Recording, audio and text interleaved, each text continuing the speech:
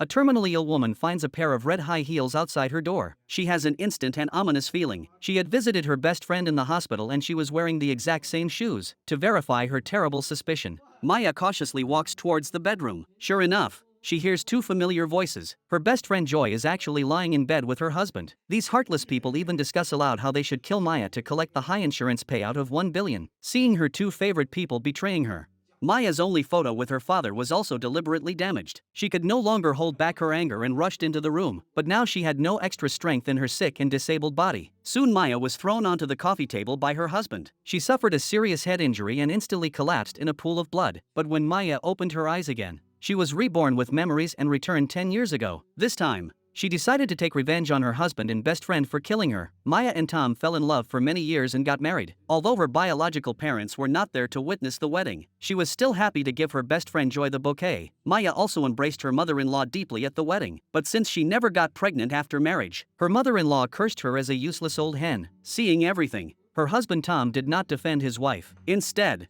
he resigned from his job as a breadwinner because he was addicted to stock speculation. In order to try to maintain this small family with leaks everywhere, Maya had to continue to struggle in the workplace. But this day, she suddenly had a nosebleed after being scolded by her boss. After returning home in a flustered state, Maya saw her husband lying on the sofa, unconsciously playing games. She hoped that her husband would repair the long broken door lock and take out the laundry from the washing machine. However, Tom blamed Maya for her poor workability, as if it were none of his business. Then he even wanted to fight to vent his emotions. At this time, Maya found out that she had advanced gastric cancer. After learning this, Tom and his mother were furious. They felt unlucky to have married such a sick child-in-law, and the mother-in-law even pointed at Maya and cursed her, telling her to keep working until she couldn't work anymore. It wasn't long before Maya completely collapsed. Fortunately, Joy never left her side during her hospital stay and urged her never to give up on treatment. Maya, who was immersed in her friendship, was oblivious to the fact that her best friend was plotting a vicious plan. As the medical expenses were really running low,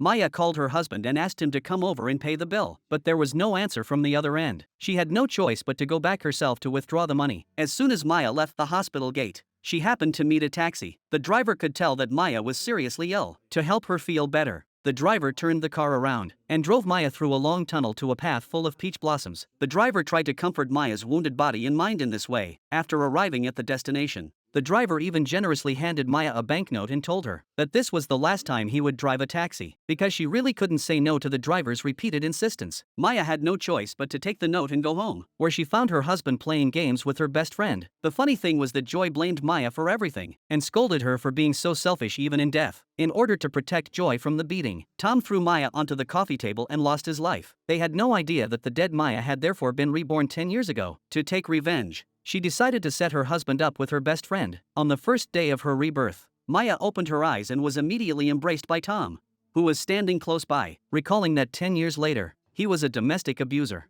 Maya screamed in fear. She kept throwing things at Tom and tugging at his hair. Maya wanted to dismember the playboy. Fortunately, at the critical moment, Minister Jack stepped in and pulled Maya back, saying, "This is the company." Maya looked around at her familiar colleagues and came to her senses, realizing that she didn't have a needle mark on her hand. She hurriedly went to the mirror to look at her face. She was shocked to see that she really looked 10 years younger. Maya was terrified by all the sudden changes. She kept backing up, knocking over a pot of boiling water. Just as she was about to be disfigured by the heat, Jack came to her rescue in time. However, one wave of trouble followed another. After witnessing Tom and Joy appear at the same time, Maya was reminded of the image of them jointly harming her 10 years later. In her panic, she ran straight out, accidentally losing all her shoes. Jack was really worried about her and chased after her. He happened to save Maya, who was about to fall down the stairs. Jack asked Maya to calm down first and went to help look for her shoes. It was at this time that Maya suddenly saw that the once towering buildings were all shorter. The time it took to look around was marked with the year 2013. A strong sense of unease enveloped her. Yes, Jack quickly escorted Maya home. He knew that Maya's wallet and phone were at the office, so he gave her some cash for emergencies. As the door opened, Maya noticed that the display at home was exactly the same as it had been 10 years ago. The manufacturing dates on all the food in the fridge were also 2013, but before she could figure it out, she heard the doorbell ring. Jack had bought her a bag of food. He hoped that this would help Maya to calm down. That night, looking at the calendar with the year 2013, Maya once again fell into deep thought. She knew that Jack was the grandson of the founder of Future Company. Now that he was only a minister, it clearly confirmed that she had returned to the past. After calming down, Maya sorted out all the cash and found that one of the bills had a heart painted on it. This was the secret code that only she and her father knew. She then realized that the taxi driver she passed by the hospital that day was actually her biological father. But before Maya could react, Tom came home from work. He brought Maya's phone and bag from the office. Then he took Maya to a roadside stall and scolded her for being so inconsiderate. Since she was pregnant, she should have told him. He had found that Maya had been unable to eat recently. He had thought that she was just being cranky because she thought she was pregnant. Tom suggested that she should focus on her career first and get an abortion. As compensation, Tom was willing to pay half of the surgery fee. Maya knew that she had stress gastritis, and she remembered that Tom was the one who had been putting mental pressure on her since then. With no choice, Maya directly proposed to break up. Then she threw the meal fee on the table and turned around to leave. But soon Tom caught up with her. He frantically pushed Maya against the wall and asked her why she was losing her temper for no reason if she wasn't pregnant. "Can you break up just because you want to?" Seeing Tom shouting that he wanted to kill himself, Maya hurriedly shouted for help, attracting the police. But the police officer lectured Maya for a while, saying that it was just a quarrel between a young couple. Then he escorted her home. In order to get rid of Tom as soon as possible, Maya decided to pack her bags and run away that night. However, she discovered that before she was reborn, she had almost transferred all her savings to Tom for fear of breaking up. The remaining 710,001 could not support her for even a month. At this time, Tom sent a message to Maya apologizing. He also said that he had made a lot of money from the stock he bought, although Maya said that Tom was crazy. But she suddenly remembered that Tom had made a lot of money from stocks before they got married. She quickly invested all her savings. Then Maya went to the hospital for a full body check. Thankfully, at the moment, her health was fine. Feeling relieved, she went to the library again to read books on stock trading and quitting her job. Unexpectedly, she ran into Jack, her manager, and Jack's arm had a clear burn mark, so the two of them went to the cafeteria. Looking at Jack, who had removed his eye patch, Maya inexplicably felt a flutter in her heart. She was very grateful to Jack for his help that day. Jack, however, asked Maya if she wanted to quit because she was getting married. Maya had clearly been prepared to die rather than get married. Maya said she was considering it.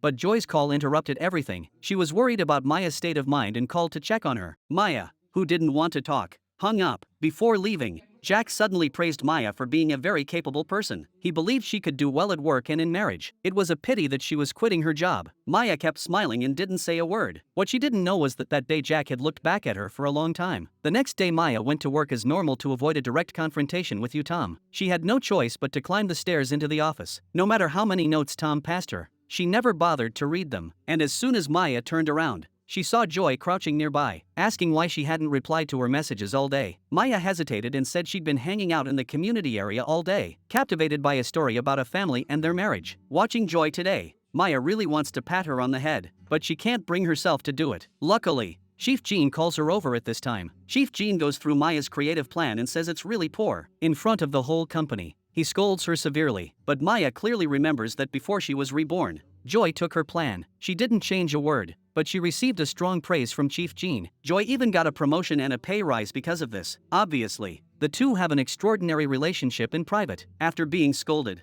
Maya went to the pantry to print some information. She happened to see Chief Jin's deputy coming here for coffee. Yang counselor may seem dull, but he has the ability to be a section chief. It's just that he has been blocked from promotion by Chief Jean. Maya was about to go up and say hello when Yang counselor was called over by Chief Jean. In her panic, she put her coffee cup on the edge of the table. Maya remembered that she had tripped and hurt her knee before by supporting the cup. After hesitation, she quickly caught the coffee cup in a different position and secretly rejoiced that she had finally changed her fate. But as she turned around, she bumped into Tom. To avoid the playboy, Maya quickened her pace and walked out. Just as she was about to be hit, Jack came to her rescue in time. This convinced Maya that she really had changed her fate. She secretly rejoiced and went to the bathroom to calm her nerves. However, as soon as she went out, she met Jack again. Maya turned around and ran, but as a result, she bumped into her knee. The exact same pain in the exact same place made Maya wonder if she couldn't escape the fate of death. After calming down, she returned to her workstation to continue working, but received a message from Tom, saying that he had sold all his stocks just to pay Maya back. Before she could catch her breath, Jack announced a meeting. Maya was also vaguely uneasy about the scar on Jack's arm, because it was exactly the same as the one she had before her rebirth. Recalling all the things that had happened in the past 2 days,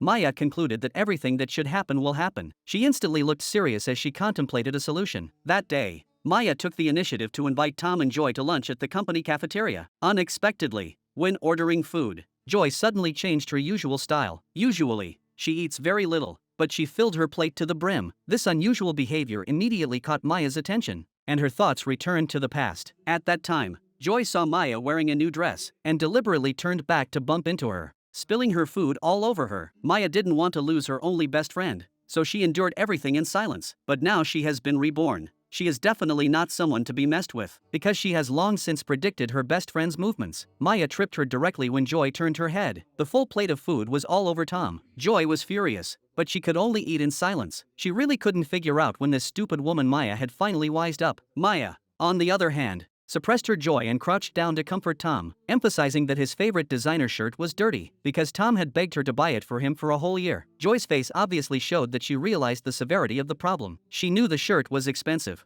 but she didn't say anything about compensation. Looking at the two of them in a mess, Maya was so happy that she vented her emotions in the bathroom, but happened to hear someone asking for help with sanitary napkins. Lucy kept thanking Maya after she came out, and after witnessing her holding the shirt over herself in a handsome manner, she blushed and started dancing excitedly like a little fangirl. Lucy said that she had actually asked for help from someone else just now, but that person had left directly after going to the toilet and washing their hands. Maya knew that the person Lucy was talking about was Joy, but she didn't say anything and instead brought Lucy to have dinner with Tom and Joy. At the table, Joy deliberately said in front of everyone that she wanted to buy Tom new clothes. Tom cared a lot about face and directly refused, claiming that it was just a shirt. The outspoken Lucy immediately saw that it was a designer brand, with a market price of 1.5 to 1.8 million. Joy and Tom were caught in an awkward situation when she said this. The two of them were so flattering that Maya looked disgusted. Lucy couldn't care less and just ate her meal. Unexpectedly, Joy, who couldn't stand it, directly asked her why a girl ate so much. After hearing Lucy say that her grandfather had told her that no matter whether you were a man or a woman, you had to eat a lot if you wanted to do great things,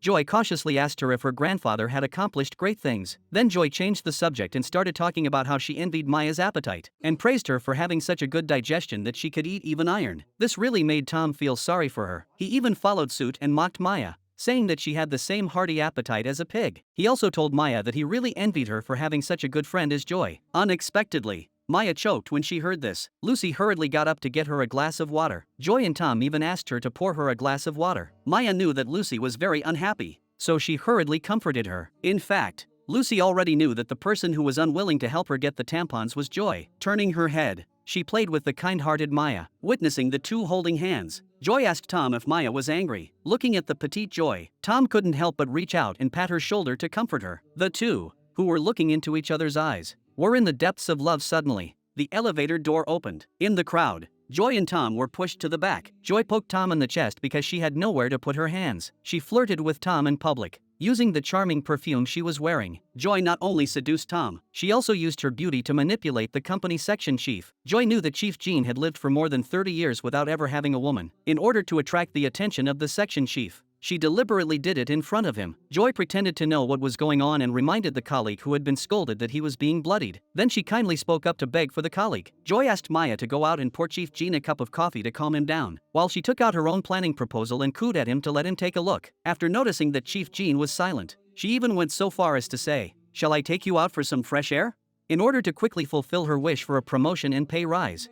Joy even waited specifically by the toilet door and bumped into Chief Jean when he came out. This combination of moves made Chief Jean instantly look lusty, and he agreed to all of Joy's requests without hesitation. And all of this was witnessed by Maya, who had been given a second chance. That day, when she took the elevator to work, Maya noticed that Joy was once again pretending to be kind in front of Chief Jean and holding the elevator door open for her. She wanted to refuse, but she just walked right in. Unexpectedly, Jack suddenly came out at the last minute. Joy looked at his handsome face and instantly became infatuated. But Jack only had eyes for Maya, who he had long been secretly in love with. As the elevator door slowly closed, Joy's moment to shine finally arrived. She heard Chief Jean scolding Maya for the rubbish proposal she had made. Maya had always been a hard worker, he said, so she couldn't have been slacking. Joy pointed to the coffee in Maya's hand and asked if it was good. Even though Maya said she had bought it on her way back from a business trip, Chief Jean kept swearing and using foul language to please the beautiful Joy. This made Jack instantly unable to tolerate. He then asked Maya alone to meet him on the roof and let her finish her drink outside before going back in,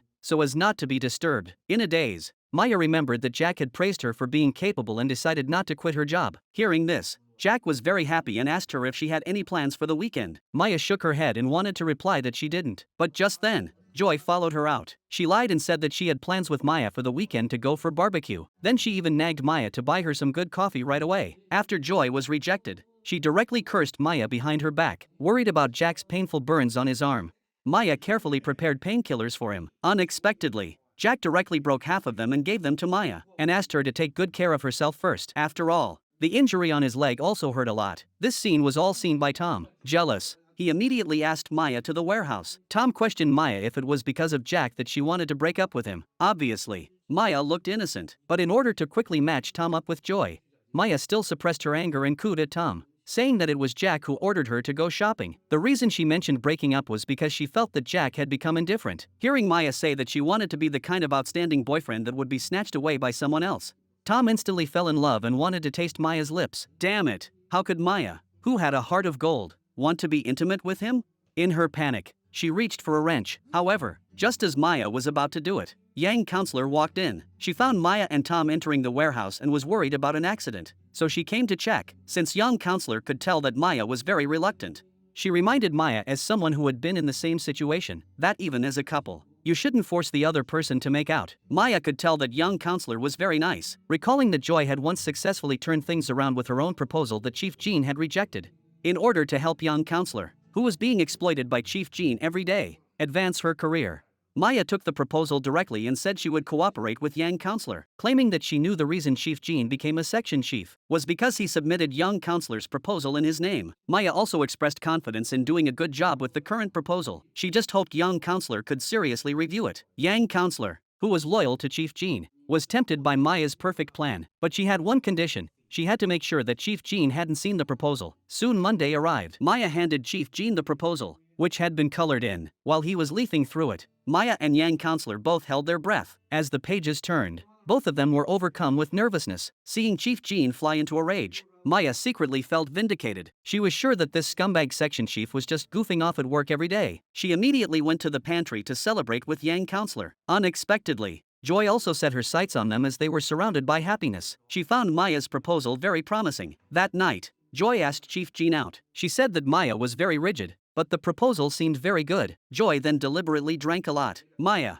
who was working overtime as usual that day, found a set of designer earrings on her desk. Joy had written in a note inside that she hoped she could wear them when they went for barbecue at the weekend, because they were a matching pair to the ones she was wearing. Maya's face instantly changed when she saw the earrings. Her thoughts then returned to before she was reborn. At that time, Maya arrived at the barbecue restaurant as promised. Unexpectedly, the dinner Joy had promised them was actually a class reunion with a group of people. As soon as she entered, she was mocked by her former bullies for wearing fake earrings. Maya wanted to immediately escape from this place of trouble. However, Joy rushed over and forcibly pulled her in. Maya, who really couldn't fit in that day, hid in the bathroom alone and stared blankly. When she saw the bullies come in to wash their hands, they threatened Maya, saying that she had come here in rags just to eat some meat. It was clear that Joy, that simple-minded child, had been too kind to her. After all, if it weren't for Joy, Maya wouldn't even have had any kebab to eat. Joy was too kind. Recalling that she had been tortured beyond recognition in high school, Maya felt a deep sense of helplessness. However, at this moment, one person said,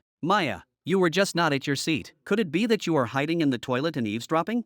In order to find Maya, they kicked open the toilet door one after the other. Sure enough, they found her curled up into a ball. As soon as the elevator door opened, Maya met Jack. Jack immediately noticed that the earrings were fake and reminded her that she should not wear them. Recalling that before her rebirth, Jack had also reminded her of this, but she had doubted that he was being unreasonable. Maya hurriedly said sorry and told him that if there was an emergency at work over the weekend, they could make an appointment, because she wasn't going to the barbecue. In fact, Jack had secretly investigated the barbecue restaurant Maya went to, a high school reunion, and he learned from Maya's high school friends that Maya had been bullied. Jack told her to give it a try. At the same time, because he hadn't made love to Maya for a long time, and was still in the elevator, Joy flirted with him on the spot. Tom lost half of his soul. He kept complaining about why Joy was Maya's best friend, which prevented him from taking the opportunity to do anything. Tom hoped that his best friend could introduce him to a beautiful woman to distract him. Unexpectedly, his friend told him to go back to Maya. It was also at the suggestion of his friend that Tom went to Maya's house. He learned that the Maya he wanted to make out with had also asked Joy to come over at the same time. She even went to the supermarket to buy high-strength alcohol for the two of them. Unexpectedly, the chat was cut short because of the lack of cute emoticons. Joy felt that Maya was too cold. Just as Maya arrived home,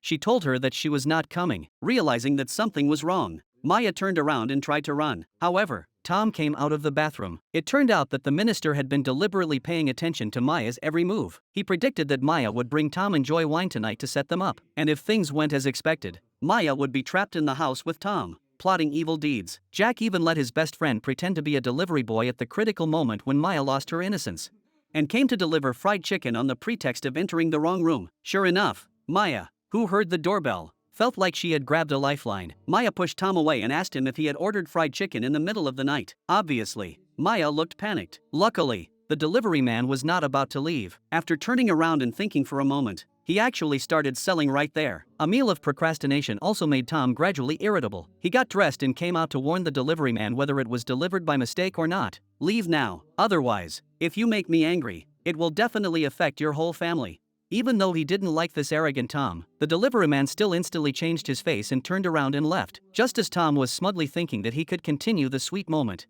Maya pushed him from behind and he fell outside the door. She hurriedly locked the door. In order to avoid a bad relationship with Tom, she sent him a message. Today, your attitude has left me at a loss. After realizing that there was no movement outside, Maya became even more panicked. She was afraid that Tom, who had killed her in a previous life, would forcibly take over her. Fortunately, the next second she saw Tom send a message saying he was leaving. Maya let out a sigh of relief and directly threw Tom's shoes out. Looking at her bare feet, Tom came back through the door and told Maya that he had never treated her like some random woman. He had always liked her inner beauty. Besides, she wasn't very pretty with her skinny body. It wasn't until they saw Tom leave Maya's house with their own eyes that Jack and the delivery man finally let out a sigh of relief. After returning, the delivery man told his partner that Jack seemed very strange lately. Not only had he asked him to pretend to be a delivery man, but also to make over 100 phone calls a day to help find someone. And the person Jack was looking for was Maya's high school classmate Enho. Meanwhile, in preparation for the class reunion that weekend, Maya took out all her clothes to try them on one by one, but they were either too tacky or had no highlights. Then she opened the drawer, and the eyeshadows inside looked like the colors of a goblin, and the lipsticks were also the same Barbie pink as death. Just when she was distracted, Joy sent a message that the meeting was almost there. Before stepping into the barbecue restaurant, Joy once again reminded Maya not to be late and to remember to dress up a little. But as soon as she walked in, she was instantly surrounded by her high school classmates. Among them, those who bullied Maya before even asked Joy. With a face full of concern why she was still hanging out with Maya, Joy said on the surface that she would let everyone be nice to Maya later, and secretly indicated that she recommended Maya to work at the company. But after she started working there, she developed a crush on Tom. Her classmates immediately asked if it was the same person you like. Joy stammered and didn't give a clear answer. Her goal was to deliberately act innocent, while letting the bullies teach Maya a good lesson. It didn't take long before Maya called to say she had arrived. Joy sat quietly in her seat, waiting to see Maya get beaten up. However, she didn't expect that after just one day apart, Maya was like a new person. That day, Maya was worried about what to wear to the class reunion. Then Lucy suddenly texted her to meet up on Saturday. She said she was confident that she could transform Maya. On the day of the appointment, Maya watched as the value of the stock she had invested in rose from $700,000 to $1.4 million. She made up her mind to invest her entire next month's salary so that she could become rich quickly and get away from Playboy Tom. In a daze, she also passed by a jewelry store, where the store's treasure was the same as the earrings Joy had given her for the tower. To see the difference between a fake and the real thing, Maya took out the earrings Joy had given her and started to look closely. Unexpectedly, the two earrings were worlds apart. It was also at this time that Maya remembered when she first started working. She had worn the elderly clothes Joy had given her for a stroll together. At that time, Joy had also asked her to wear the matching couple's hats that didn't match the clothes at all, and reached out to ask her for some sour and sweet candy to eat. Realizing that Maya had forgotten to bring them, Joy turned to Tom with a sinister look and started complaining to him. Even though it was Maya's date with Tom, Joy deliberately walked close to him. She treated Maya like a free nanny, carrying all the bags behind her. All the things that happened at that time seemed like a joke to Maya now. Just as she stood there in a daze, Lucy arrived. Lucy immediately recognized that the earrings Joy had given her were fake. She even showed Maya the real earrings she was wearing without any reservations. While eating together, Maya learned that she was very unpopular in high school. No matter what she did, she was bullied by a group of people. She hadn't decided whether to go to the class reunion tomorrow or not. Lucy simply told her to face the problem head on. Obviously, Lucy's words opened Maya's mind. She remembered hiding in the bathroom before she was reborn. listening to her big sister. She was interrupted in the middle of a sentence. Maya guessed that she would understand the reason for being bullied if she just listened to what her big sister had to say next. Lucy could see that Maya was still a little timid, so she decided to take practical action to repay Maya. Lucy introduced Maya to top domestic designers and asked them to tailor a suitable hairstyle and makeup for her, and lied to Maya that all the expenses for the day would be deducted using her membership vouchers, which were about to expire in one day. Because the change in style was too big, Maya couldn't accept it. Lucy suggested that just a little touch would be fine. With the hairdresser's scissors, Maya went from long, beautiful hair to a cool, short bob. Looking at the new beauty in the mirror, Maya was convinced that she could definitely change her fate from her previous life. To make Maya look even more perfect, Lucy had her change into different styles and different types of clothes. Unexpectedly, each piece of clothing had a unique charm on Maya. After everything was done, the two began to select bags again. The classic pink model instantly caught Maya's eye, because before she was reborn, Tom had bought it for Joy. Lucy thought Maya liked it and was about to buy it. That night, Tom called Maya many times for the picnic, but all were unanswered. He was too proud to face the fact and simply told his brother to ignore his girlfriend. Later, Tom even performed in public on how to quickly win a girl's heart. Maya's eyes were filled with the scene of Tom killing her before she was reborn. After being awakened by a nightmare, she looked at Shi Yuan sleeping on the floor and realized for the first time what a true friend was. At the same time, Chief Jean sent a message saying that he hoped Joy would work with Yang Counselor on the project to develop Maya. This made Maya even more certain that Joy and Chief Jean were involved. Just then, Joy sent a text message reminding her not to forget their date at the barbecue restaurant. Maya had just replied when she got a call from Joy and heard that Lucy was at Maya's house right now. Although jealous, Joy pretended to be happy. She begged Maya to give her the project proposal. If she made a few changes and submitted it, Chief Jean would definitely approve it. Unexpectedly, the usually weak Maya refused. She told Joy that she had already revised the proposal again. Maya then hung up the phone. Although Joy was angry and wanted to yell back, she didn't forget to remind Maya to wear the earrings. Then she asked Chief Jean out. Joy once again used her beauty to get Maya's first draft of the project. Soon it was the day of the class reunion. Lucy got up early in the morning to put on beautiful makeup for Maya. She encouraged her that makeup is a skill and that with more practice, she would get better. She also told Maya that there are different grades of fake earrings. The ones Joy gave her were the most insincere and inferior ones. Seeing the new Maya from the inside out, Joy's smile instantly froze. Back then, Maya confessed to the boy at school with the encouragement of her best friend. However, Joy replaced the confession letter with a dirty abusive letter. The boy, who also secretly loved Maya, was extremely disappointed after reading the letter's content. From then on, the two parted ways and never saw each other again. Unexpectedly, 10 years later at a high school reunion, Enho not only exposed Joy's lie in public, but also loudly declared his feelings for Maya. At the class reunion, Maya makes her revenge debut. Unexpectedly, before she can make her move, Lucy assists her in dealing a heavy blow to Joy. Joy is just gloating, showing off her fake earrings. The classmates then notice that Maya's earrings seem more high-end in comparison. Seeing Joy at a loss for words, she is extremely embarrassed. Maya is even more convinced that Lucy is her real friend, because the earrings she is wearing now are the real ones that Lucy bought for her. Subsequently, Maya gets up and goes to the bathroom, and, relying on her memory, hid in the stall she had avoided before her rebirth. She tried to find the real reason why she had been bullied in high school. Sure enough, the next second, Big Sister and her group arrived as promised. Every word they said was exactly the same as Maya remembered. They also got to the point and started to poke the toilet door one by one. They were ready to find Maya hiding inside and eavesdropping, and they were furious. Unexpectedly, this time, Maya took the initiative to kick the door open. She told the bullying group of cowards, who bully the weak but fear the strong, not to mind her and to continue. Facing the provocation of the Big Sister, Maya was not at all flustered. Having expected it, she took out an envelope from her bag and told them that the earrings that Joy had given her were obviously fake, so she had bought the real ones. Realizing that the group was speechless, Maya pressed her advantage and asked them what else they coveted from Joy. Unexpectedly, she was told that there was still a man. Big Sister threatened Maya that she got into the company through Joy's introduction, but ended up being interested in Joy's crush, Tom, and that when Joy and Enho were dating in high school, Maya was the one who forced them to break up. Obviously, all of this even made Maya doubt herself. To prove her innocence, she directly took out her business card and told these fools who only listened to one side of the story that she had been in the company for 7 years and had long since become a regular agent, and that Joy had been recommended for the position in the second year after she became an agent. She had only joined the company a year ago and had not yet been made a full agent. She didn't even have a business card. The funniest thing was that Tom was obviously her boyfriend. So when did he become Joy's boyfriend?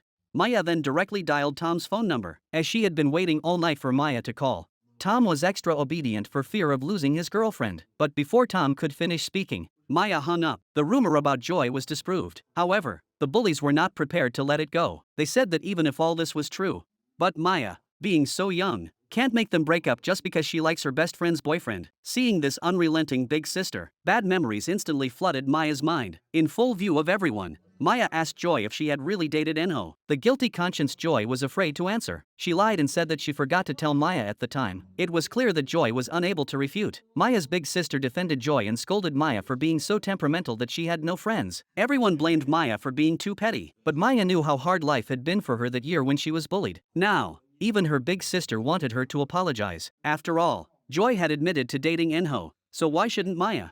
Seeing that Joy was still lying, Maya was completely desperate. But then she saw a familiar face. Enho was extremely excited. Seeing Maya panic and run out, Enho, who didn't want to miss this again, chased after her. He loudly declared his love for Maya. Unexpectedly, this scene was also witnessed by Jack, who had followed quietly. Because he deeply loved Maya, Jack resolutely said that he would marry the person he loved most, even if it meant offending his grandfather. Without finding out who had captivated Jack so much, Grandpa began to secretly send someone to investigate. Jack, on the other hand, wanted to see Maya and came to the barbecue restaurant. However, he found Enho holding Maya's hand and confessing his love, because Maya had exposed all of Joy's lies at the class reunion.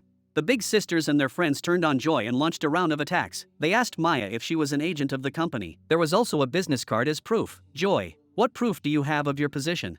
After hearing Joy's guilty confession that Maya had joined the company late but quickly got promoted, which is why she had a business card, the big sisters finally refused to believe her lies. After all, if Maya had been planted in the company by Joy, how could she have been promoted so quickly? The rest of the bullies were also not idle. They questioned Joy. You obviously got into the company thanks to Maya. Yet you asked me out to teach me interview skills and even asked me to buy you dinner. It all seems a bit ridiculous, doesn't it?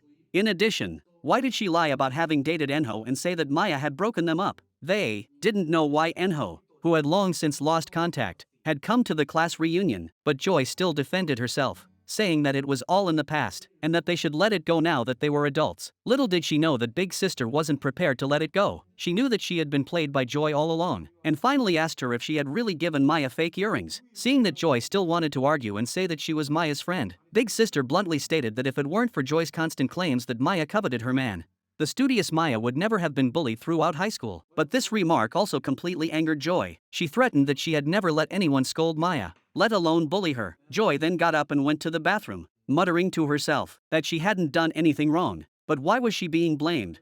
Then she trembled as she called Maya on the phone. But after a long wait, there was no answer on the other end. When Joy came out of the bathroom, all her classmates had already left. She had become the outcast. Maya, on the other hand, was at a loss for what to do about Enho's confession. Then Jack suddenly called and told her that although he was sorry to talk about work over the weekend, he really needed Maya's help with the group's publicity budget. Unexpectedly, Maya agreed. Before she left, she exchanged phone numbers at Enho's request. After watching Maya leave in the car, Enho turned around and saw Jack. Neither of them expected that their next meeting would be as rivals. Maya was convinced that Jack had never asked her out on a weekend before. Although she was very puzzled, she still followed him into the venue, and as soon as she entered the door, she was shocked by the scene in front of her. Jack's platform for publicity would monopolize television for all ages within 10 years. This forward-thinking approach clearly surprised Maya, but then she ran into an old acquaintance. Mark, who was also in a high position, was actually the partner Jack was trying to convince. Maya remembered that person had assaulted a flight attendant on a plane. It seems that the incident of assaulting a flight attendant has not yet happened. In addition,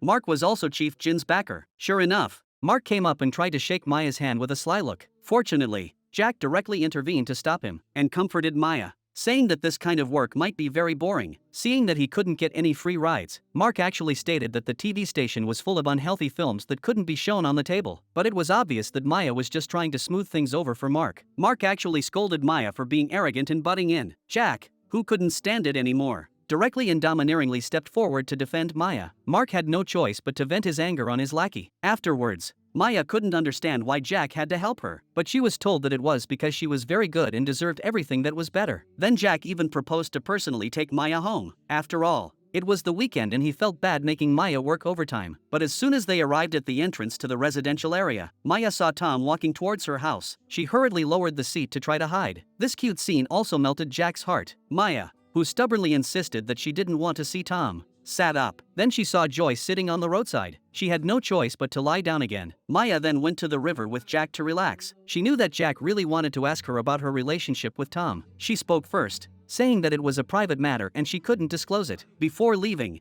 Jack clearly wanted to confess his love to Maya, but he was just too clumsy to say anything, hoping that Maya could meet as many people as possible before getting married. Meanwhile, Tom and Joy, who had also gone to Maya's house, bumped into each other. Joy, who was petite and cute, quickly aroused Tom's protective instinct. While comforting Joy, he said that Maya would definitely forgive everything, and took Joy to Maya's house. However, no matter how many times Tom tried the password, it was incorrect, and Maya's phone was not answering. Joy successfully charmed Tom with a glimpse of her charms, and they went to the restaurant. She pretended to be aggrieved, saying that Maya had recently become very strange and seemed to be drifting further and further away from her, recalling that it had been a long time since she had been intimate with Maya. Tom also felt a vague unease in his heart. He even began to suspect that Maya and Jack were secretly in love. After a self-talking strategy, Tom comforted Joy, saying that Maya had always been a stubborn person. She must have been very busy at work recently. After all, no one doesn't know how close she is to Joy. Joy said, "Luckily, you made me happy today." Tom, who had obviously been praised, became shy in an instant, and felt a tingling sensation when Joy guided him in picking up the rice cake. Meanwhile, Maya had just finished showering when she saw a stack of design drafts on the table. Lucy had taken the whole day to sketch interior decorations for Maya while she was at the class reunion, and this made Maya even more convinced that Lucy was a true friend. She was so happy that she was soon interrupted by her phone. Joy had sent several text messages in a row, explaining that everything that happened at the class reunion was a misunderstanding, and then she even called from Tom's phone. Maya didn't want to be disturbed by scumbags and hung up. Unexpectedly, the next second Tom sent a message saying that Joy was crying her heart out, and maybe there really was a misunderstanding between them. Seeing her best friend snuggle up with her boyfriend in the middle of the night, Maya was not angry, but instead praised Tom generously. Fortunately, he was there for Joy. He was asked to take care of Joy and preferably walk her home himself. Everything was waiting for Maya to figure it out herself. Tomorrow, she would go to the company and talk about it. That night, as soon as Maya closed her eyes, she was filled with images of Tom and Joy being intimate before her rebirth. Just then, a strange number called. Before connecting, Maya deliberately cleared her throat. The caller was indeed Enho, who had a crush on Maya. He said that he was a very slow person, but there is something he must figure out now. It was then that Enho told Maya that the reason he was so angry in high school and told Maya not to speak to him anymore was because he had written Maya a confession letter. But Maya had written back with a harsh rejection laced with foul language, and he still had that reply letter. Obviously Maya had never seen the confession letter, let alone the reply, so she told Enho she hoped to meet up and sort things out. The next morning, Maya, dressed in a smart casual outfit, entered the office and was immediately surrounded by her colleagues. Visual animal Tom couldn't help but get all over her. Unfortunately, this scene was witnessed by Jack. Jealous, he not only distracted himself and knocked over the shelves, but also turned his head and bumped into other employees. Everyone was surprised by Jack's unusual behavior. Joy, on the other hand, was thinking about seizing every opportunity with men. She even took the initiative to squat on the floor to pick something up. Unexpectedly, Jack walked straight past Joy and went over to Maya. She said that she didn't seem to be dressed appropriately for work. Realizing that her words were too harsh, she quickly changed her tone and said that it was because she had never seen Maya wearing glasses before that she felt that way. Joy saw this and also came over to flatter Maya. Jack stopped her,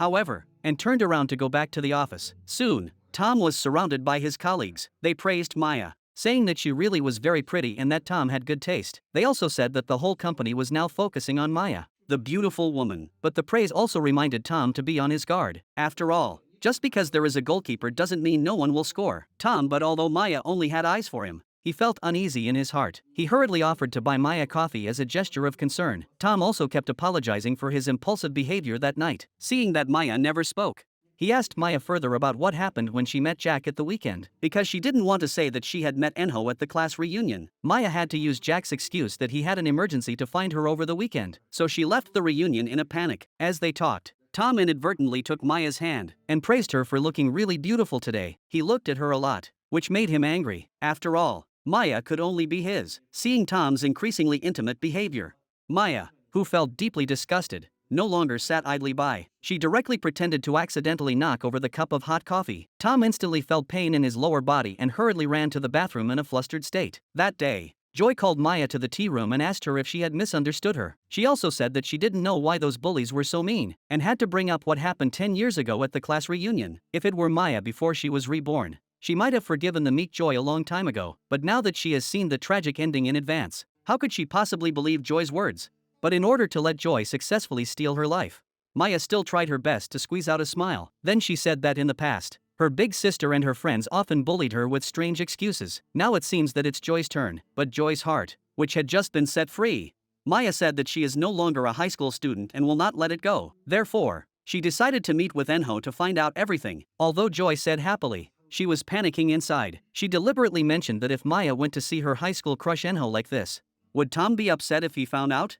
In fact, all of this was actually in Maya's control. First, she said that Tom would do whatever she wanted. Then she deliberately told Joy that Tom had recently made a lot of money from the stock market and was in a good mood, so he wouldn't care too much. Maya did this in the hope that Joy would continue to seduce Tom. Joy, who was money-minded, obviously fell for it. When she finished work, she wanted to call Maya's name, but after hesitation, she changed her mind. She even asked everyone if they wanted to go out for fried chicken together. Yang counselor refused because she had to pick up her child. Even the usually easygoing Maya said she had work to do, but the greedy Lucy raised her hand and wanted to go. Joy pretended not to see and turned her head, saying that the company should give Maya a bonus. After all, she was doing all the work. Maya ignored her and walked straight into the elevator. But at the last second Jack arrived. He saw that there were a lot of people and decided to wait for the next elevator. However, when he saw Maya in the elevator, he plucked up the courage to squeeze in. Young counselor looked at the capable Maya and sincerely praised her, and the others echoed that Maya and Tom were really a perfect match. Facing everyone's praise, Maya could only smile and nod to thank them, unaware of Jack's mixed emotions.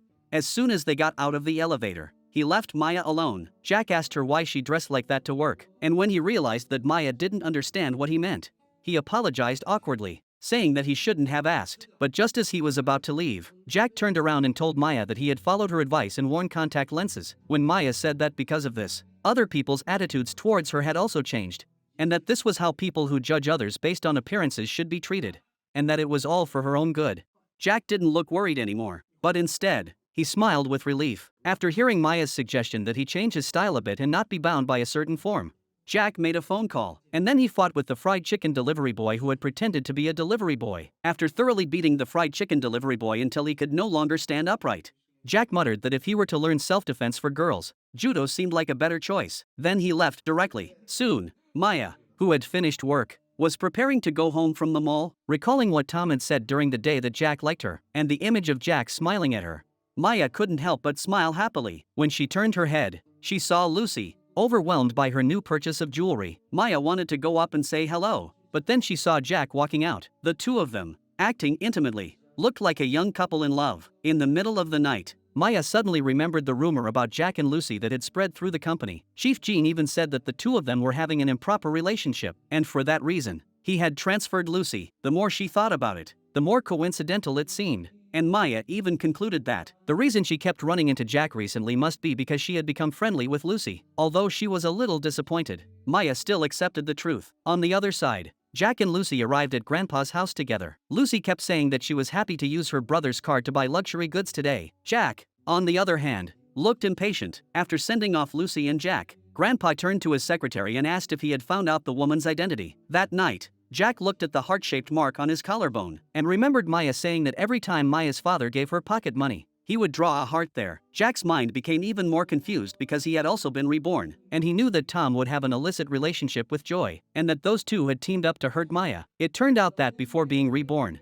Jack had attended Maya's funeral, where he witnessed the police arresting Tom and Joy for joint murder. In addition, he heard the big sister crowd, who were also at the funeral, discussing Joy and Tom's illicit relationship. That's when Enho arrived. He confessed that he had never been in a relationship with Joy, and all this made Jack furious. On the way home that day, he had a car accident. When Jack opened his eyes again, he was reborn with memories 10 years ago. The only goal of this rebirth was to help Maya take revenge, because Maya said she hoped to change her style and experience more different styles. Jack even changed his appearance and stepped into the company's door. His handsome appearance made all his colleagues fall in love with him, but in the face of everyone's admiration, he didn't care at all. Jack turned and went straight to Maya's side and told her that indeed, she would feel better if she dressed like this. The scene of the two of them smiling at each other was also seen by Tom. After saying that, Tom dragged Maya into the meeting room and impatiently told her why she still hadn't kept her distance from Jack. Even though Maya said that Jack already had a girlfriend and would never like her, Tom said that as long as he was a man, he had the potential to cheat on her. Obviously, Maya's gaze gradually turned cold, because she knew that the womanizer Tom was talking about was none other than himself. But in order to change the tragic life of being cheated on in her past life, which was killed by Tom. Maya still set against her will after all. Tom, you are not this kind of man. That's why I think all men are as good as you. In fact,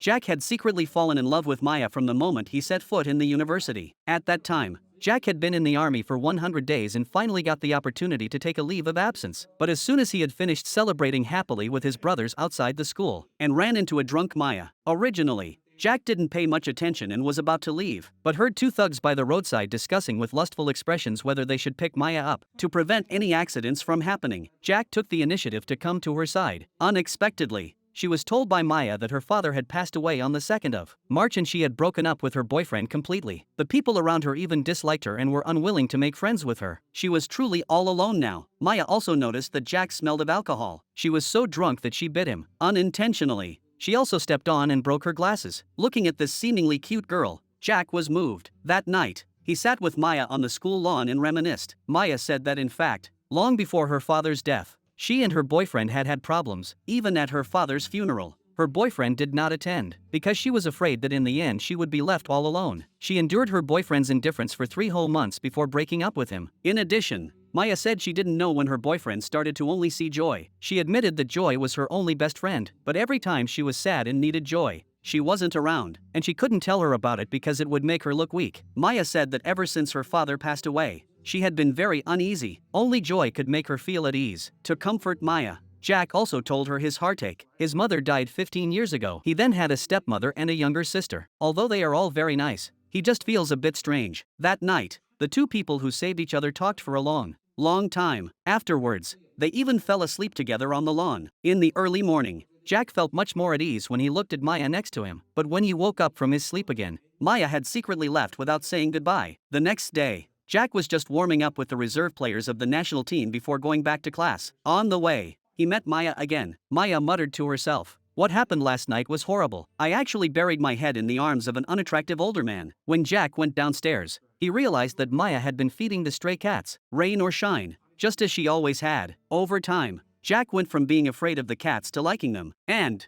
little by little, Maya and his heart grew closer and closer. But then the kittens had an accident on the road, and Jack never saw Maya again, until the first day of work. He discovered that Maya had become an employee of his company. He wanted to take the opportunity to confess boldly, but saw that Maya had already become an office couple with Tom. Thinking back on the past, Jack, who had come back to life, secretly made up his mind to confess to Maya. Because Jack was dressed in a brand new way at work, his female colleagues all gathered in the pantry, silently infatuated. But Shi Yuan said that he was not her type. Although Maya didn't say anything, she secretly thought to herself, people will naturally discover after dating that the other person is not their type. Subsequently, in order to quickly move forward with Maya's project for a ready meal kit, Yan counselor carefully analyzed the situation and said that green peppers are high in nutritional value, but are not widely available. So he really didn't know how to obtain them. Unexpectedly, upon hearing this, Lucy's eyes lit up. She had worked with her grandfather in the fields since she was a child, treading the soil and toiling, suggesting that green peppers are not a different variety, and there is a market for them as long as they are harvested before they are fully ripe. But at this point, Joy interjected, sat down next to Maya, and said that she had also stepped on the beach with Maya. Without highlighting her friendship with Maya, she deliberately said that she used to buy candy with her all the time, and every time Maya broke it, she helped her peel it. Then she went on to say that after Maya went to college in Seoul, she couldn't make friends, so she had to take the bus back and forth between Busan and Seoul a lot. Little did she know that Lucy had already seen through Joy as a bad person, not only giving her a dirty look, but also speaking angrily after hearing Joy say that she went to Seoul every week to find Maya. And Yang counselor just wanted to ask Maya why she went to Seoul to go to college, but Joy interrupted, pretending to understand, saying that it was because she wanted to go to a Korean university. Before she could finish speaking, Chief Jean walked in and scolded them for not working during work hours and actually goofing off, and specifically asked Maya, who graduated from a Korean university, to help move the car. Although Maya was very reluctant, she still did it, and after moving the car, she took the elevator back to the company. She expected Joy to be crouching at the elevator entrance to comfort her. Sure enough, as the door opened, Joy appeared in front of her. As soon as she spoke, she said she was worried about Maya, and then said that if Maya couldn't give her the quick cook meal kit project, then she should let her join in too. Maya said she needed to think about it. Unexpectedly, Joy flew into a rage at the mere mention of it. He questioned Maya if she was still angry about what happened with her classmates. If she really was still angry, she should say so instead of ignoring her. Realizing that Maya was obviously a little flustered, Joy actually put on a smile again. She once again emphasized that she wanted to be included in the project. Chief Jean, who was passing by, was even more direct at Maya's eye signal and called her into his office and asked when she would be able to revise the proposal. After learning that it had not been revised, he simply informed her that he had already spoken to young counselor in Joy, asking them to join in and help. Unable to tolerate such workplace undercurrents, Maya confessed that Lucy and young counselor were already helping and would be able to finish it quickly. However, what she never expected was that Chief Jean would resort to underhanded tactics for the sake of Joy. He told Maya that your proposal duplicates the one I prepared last time. At this point, Maya realized that if she changed anything from her pre-rebirth life, the situation would get out of control. Since she hadn't given Joy the proposal, Chief Jean would just take it from her. Seeing Maya standing there in shock, Jack volunteered to take her out to dinner that night. However, Maya declined, saying that she had some personal business to take care of that night. What she meant by personal business was meeting with Enho. That night, as he looked at the beautiful and charming Maya, Enho couldn't hold back his excitement and invited her to wine tasting, and was more than willing to give her all the $1 million bottles in the wine cellar. No surprise, Maya rejected him. She asked Enho to take out the rejection letter. Maya then realized that the content of the letter was really hurtful. But what shocked her even more was that Joy could imitate her handwriting so vividly. She told Enho that she really didn't write it. Maya noticed that Enho wanted to give her a jacket, so she quickly refused. And because the air conditioning in the house was too strong, she asked him to go outside, because Maya could now see that 31-year-old Enho still liked her. She simply told Enho that she had a boyfriend. Maya realized that the person Enho was referring to was Jack, and she hurriedly asked Enho how he knew the minister, but was told that the minister had invited him to the class reunion. He seemed to still care about Maya, although Maya was very puzzled as to why Jack knew Enho, and after learning that Enho was also unsure, Maya didn't ask anymore. What neither of them noticed at the moment was that Jack, who was passing by, happened to see them standing by the roadside. Because Maya had been meeting with Enho, she had been late in answering Tom's call. Unexpectedly, Tom called Joy without any reservations to ask if she was currently with Maya. Joy knew full well that Tom was afraid of his beautiful girlfriend being snatched away by someone else, but she lied and said that Maya had even looked in the mirror several times while getting dressed before leaving. Realizing that Tom was obviously a little angry, Joy immediately said that she would definitely keep an eye on Maya. After all, Maya's sudden change in appearance recently was very strange, and Maya's mother also cheated on her husband and ran away after giving birth to Maya. Hearing this news, Tom's mind instantly cleared, and Joy then pretended to be aggrieved, hoping that Tom would pretend that he hadn't heard anything. After all, infidelity is not hereditary, so there shouldn't be any problems, and the purpose of what she said was obviously to deliberately remind Tom to be careful of Maya. After hearing Tom carelessly say that Maya would definitely be fine, she immediately praised Tom for being such a good man, and repeatedly assured him that she would definitely find out what Chi Yuan had done tonight, although Joy would definitely say that she was at work.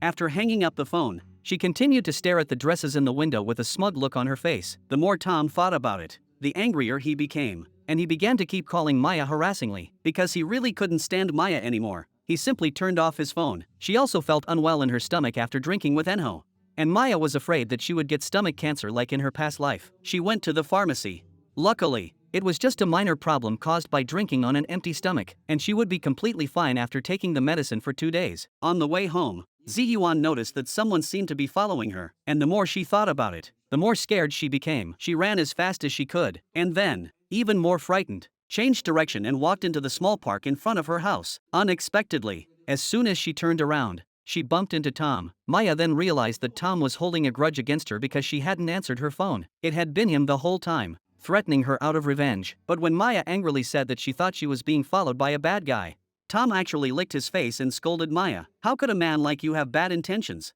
When he noticed that Maya's lips were red, he scolded her for seducing men like her mother. Maya was so angry that she wanted to push Tom away, but he directly grabbed her wrist. The pain made Maya vaguely remember the scene in her past life when Tom set her up. Fortunately, Jack arrived at the critical moment. Without saying a word, he beat Tom up, and found that he still did not change his ways. After he spoke rudely, he grabbed him by the collar and choked him. Jack's mind was full of images of Tom harming Maya in his past life. Seeing that Tom was already on the verge of suffocation, Maya hurriedly shouted Jack's name, which made Jack come back to his senses from his anger. Out of panic, Tom ran away directly. Although he did not understand why Maya did not run with him, Tom still did not have the courage to run back. To comfort the frightened Maya, Jack thoughtfully handed her a glass of water. It turned out that after he saw Maya chatting with Enho on the roadside, Jack didn't want to disturb them and drove off. But in this life, he really didn't want to give up any chance to be with Maya. He called Maya, but the phone showed that it was turned off. Jack was really worried, so he turned around and came back. Unexpectedly, he ran into Tom bullying Maya. Maya was curious why Jack was in the neighborhood. There was clearly nothing to do here. Maya asked Jack why he was worried about her. After all,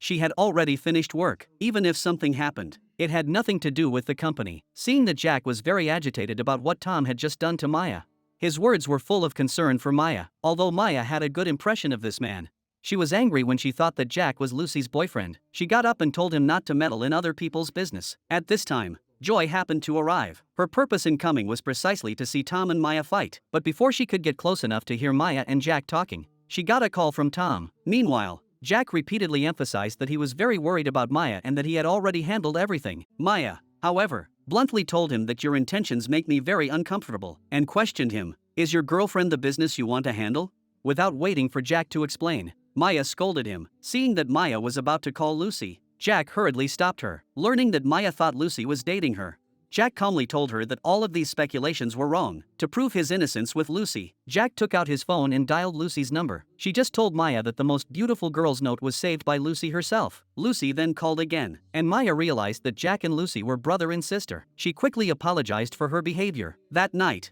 Jack sent Maya to her doorstep. Before parting, he suddenly leaned into Maya and then fainted in her arms. After being beaten up by Jack, Tom was all in pieces and was crouching by the roadside. Joy, who had arrived, saw his aggrieved appearance. Joy didn't want to miss the perfect opportunity and immediately took out lipstick to touch up her makeup. Then she hailed a taxi and ripped her top open to pretend to bump into Tom. Joy kept comforting Tom, asking if he had been bullied. Her charming and attractive figure, coupled with her flirtatious eyes, soon made Tom's desire overcome his reason. But just as he was about to get close to Joy and get his way, Joy pushed him away, and then she just sat down on the ground and started crying. Her pitiful appearance melted Tom's heart. When she said she was sorry to Maya, Tom's protective instinct kicked in. On the way back, Joy realized that Tom was looking at her. She even put her hand directly on her skirt. As expected, Tom, who had been aroused, followed her all the way to Joy's house. Knowing what Tom meant, Joy even closed the door directly. When Tom realized that he was rejected, he was about to turn around and leave. Joy quickly spoke up, saying that she had a great time with him. While saying that she wanted to be honest with herself today, she walked over to Tom with all her might. While Tom was closing his eyes,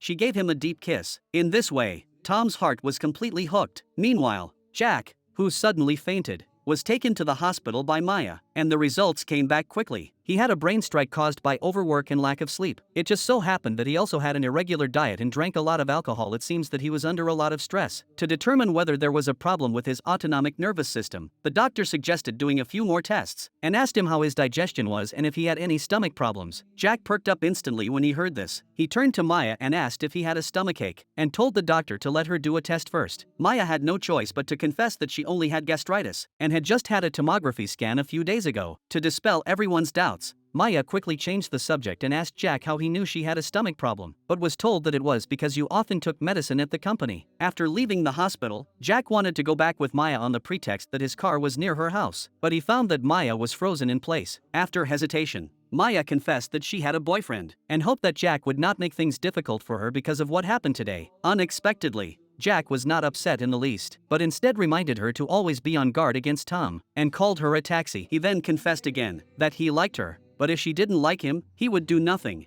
and would not make things difficult for her. It would be enough for him to hear her say that she didn't like him. Maya hesitated for a long time before she was about to speak, but then stopped herself. Jack hoped that Maya would think about it again. That night, he took the initiative to let Maya open the door for him, so that she would not feel any psychological burden. Then Jack called a car to follow Maya and guard her all the way. But early the next morning, Maya received a text message on her way to work. Enho had even bought her a cup of coffee, and Jack saw the two of them laughing and chatting. An angry Jack went to work with a long face. Lucy could tell that her brother was unhappy, so she hurriedly messaged young counselor and Maya, saying that the minister was in a bad mood today and to be careful not to get on his bad side. The next second, Joy came to work with a spring in her step, while Tom arrived at his workstation moments later. Unusually, his eyes avoided contact and he looked guilty, as he glared at Maya and slammed his documents onto the table. Then Tom went to the roof and muttered to himself that he should beat Maya up 3 times a day. Unbeknownst to him, Jack had seen everything. He directly stated that the company had a rule forbidding office romances. Although it had long since passed, it still existed. After all,